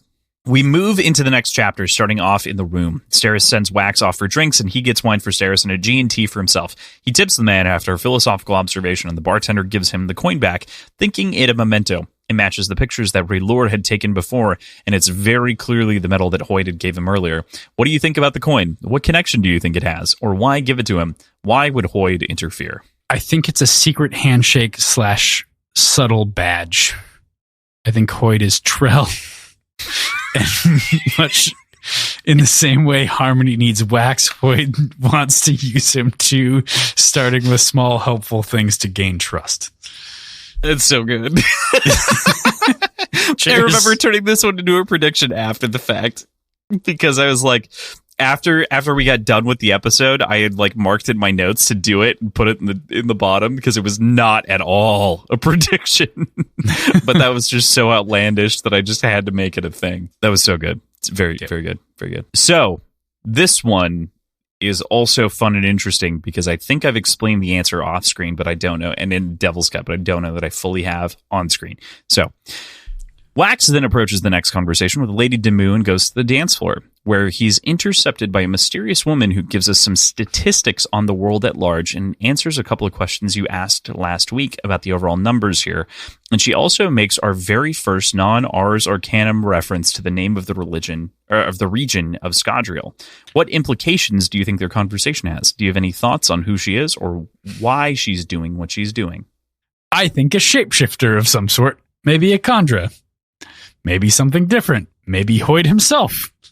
We know that the gods of this world are not all-knowing, so spending some time on a foreign world doing whatever possible to understand the mechanics of a new magic system isn't outside the realm of possibilities. So you're definitely drinking, for the record. Yep. But I did want to say the Hoyd bit is really funny. Shapeshifter of some sort's very interesting. I did make the reference earlier that you pretty much have trusted everyone for a while. I was technically lying, I guess. Hoyd, you had a problem with Hoyd. I had a problem with Hoyd. I still have a problem with Hoyd. I have, but my problem with Hoyd now is not about trusting the character. It's about trusting whether or not Branderson understands what he's doing with Hoyd and Wax and their relationship. Fair enough. It's very funny. But yeah, you have to drink for that one. So yeah. Okay. Yeah. And as the answer to this question, since it isn't clearly provided immediately, it feels good to pay this one off, but it isn't clearly provided as the final prediction. This is Chris, of whom we met in Secret History. It's the same woman who writes the Ars Arcanums. It's the same voice. It's the same character. She is going between worlds, studying the magic systems of the worlds and the worlds themselves, and knows them in and out. So, yeah. Yes. Not Hoyd. No, not Hoyd. I also tried to give you like a hint nudge with the non-Ars Arcanum bit to like try to maybe poke you in the direction of being like, is it the person who writes the Ars Arcanum? No, I thought you were just trying to preemptively halt any like questioning of the question that I would have. Like, oh no, we heard about this in the Ars Arcanum. Interesting. So I thought that's where you were going with that. No, I went the other direction. That's interesting. I spun you the wrong way. Uh-oh. Okay, that's fun. That's how it All goes. right. Well, cool. That's it for the predictions. Thank you so much for bearing with us as we caught up for several books of predictions. I think pretty much everything post-Alloy of Law was in there. But next week, we are going to be reading chapters 32 through 43. So well into part 3. There's 4 chapters left, I think, in part 2, and then we go into part 3. So that's where we'll leave you for this week. Thank you, as always, to Tim and Andrew for helping us keep our shows lights on. You can check out our show notes where you can find our schedule, our Patreon, our previous episodes, our websites, our social media accounts, all in one convenient location. I will say, if you want to make Crossland very, very happy, make him be very active on Twitter right now. He loves Twitter. He is very happy about the current state of Twitter, and he wants you to interact with him on Twitter. That was a great ship post, PJ. I really appreciated that deeply. But if you do interact with me on Twitter, I will love it, because if nothing else, I need a reason to go back to the platform, and your interaction would do that for me. So appreciate all that you do and all that everyone is as we try to transition into figuring out how the hell we communicate a lot of these things. If you aren't already, though, this is a great reminder to follow us on all of the other platforms that we are currently on, which includes Reddit and Instagram, as well as Twitter. We may be on one of the other social media sites in the near future. We'll let you know via this bit, of course, that we do every episode as well, that we're contractually obligated to do by the contracts that I wrote for us. So, yeah. Cool. Oh, by the way, in case you didn't know, you can find us at Words of Whiskey Pod on those platforms. If you can't find us on those platforms, send us an email, wordsandwhiskeyshow@gmail.com. Tell us where you want us to be. I mean, why the hell not? You can send us any kind of thing. You can join and talk with us much, much more directly on much less of a time delay by joining our Patreon at patreon.com/wordsandwhiskey. We also have our t-shirts on TeePublic, but we've got a lot of things. If you want us to join one of those alt-right only, like free speech social media accounts, like, let us know. Like, we'd love to. For sure. We are definitely going to be on Truth Social without question, because that is a platform that will continue to exist for longer than the next 60 days. Yep. Yeah. Yeah. It'll probably survive longer than 60 days. All right. That was a little bit of a understatement, but if you're listening to this in 2024, I'm gonna make the bet that Truth Social doesn't exist. All right. Beyond that, leave us a review. I'm feeling really, really shitposty today. It was a good bit. I like the bit. Beyond that, if you should leave us a review. Please leave us a review. That'd be great. You should do that. If you haven't done that, understand that I will go to your family and I will harvest their organs and I will put them in jars and then I will display them for everyone to see in my museum jar of organs. Museum organ jar. Museum of Organ Jars. You live in Jesus an Christ, you the don't predictions have hurt me hard. Yo, you don't know what's in my closet anymore. I'm not in the closet anymore. What's in the closet? Okay. Well, you should be worried. Be scared. I'm scared. Be scared. Be Thank very you, afraid. This is Christmas. Everybody, for your support. It really, really, truly does mean a lot to us. It means the world to us, and you are what make you collectively are what make this whole thing continue. So thank you. You and viewers like you. Yeah. Thank you. You and all of PBS's network. Not actually. We don't get a cut of the PBS money. It would be nice. PBS, call me back. Can you pick up the viewers phone? like you. Viewers like you. Happy New Year. We'll see you next year, folks. We're very excited for all the shit that we have going on in the new year. In case you forgot, it's at the top of the episode for like a bit. We talked for a bit. We're very excited for the Greenbone Saga to wrap up this book, of course, and then to go into Red Rising again, and then to dive into the First Law, as well as all of the other fun books that we planned for the short board. Did you start a shitpost? Did you have one more shitpost? I mean, I'm just going to comment on what a fucking bubbling nightmare of a this is. Yes. This has been. People are going to look at the episode length and be like, okay, the predictions and the bumbling episode, that took, wow, that was a lot of time. All right. Cheers, folks. We'll see you later. Bye. Bye.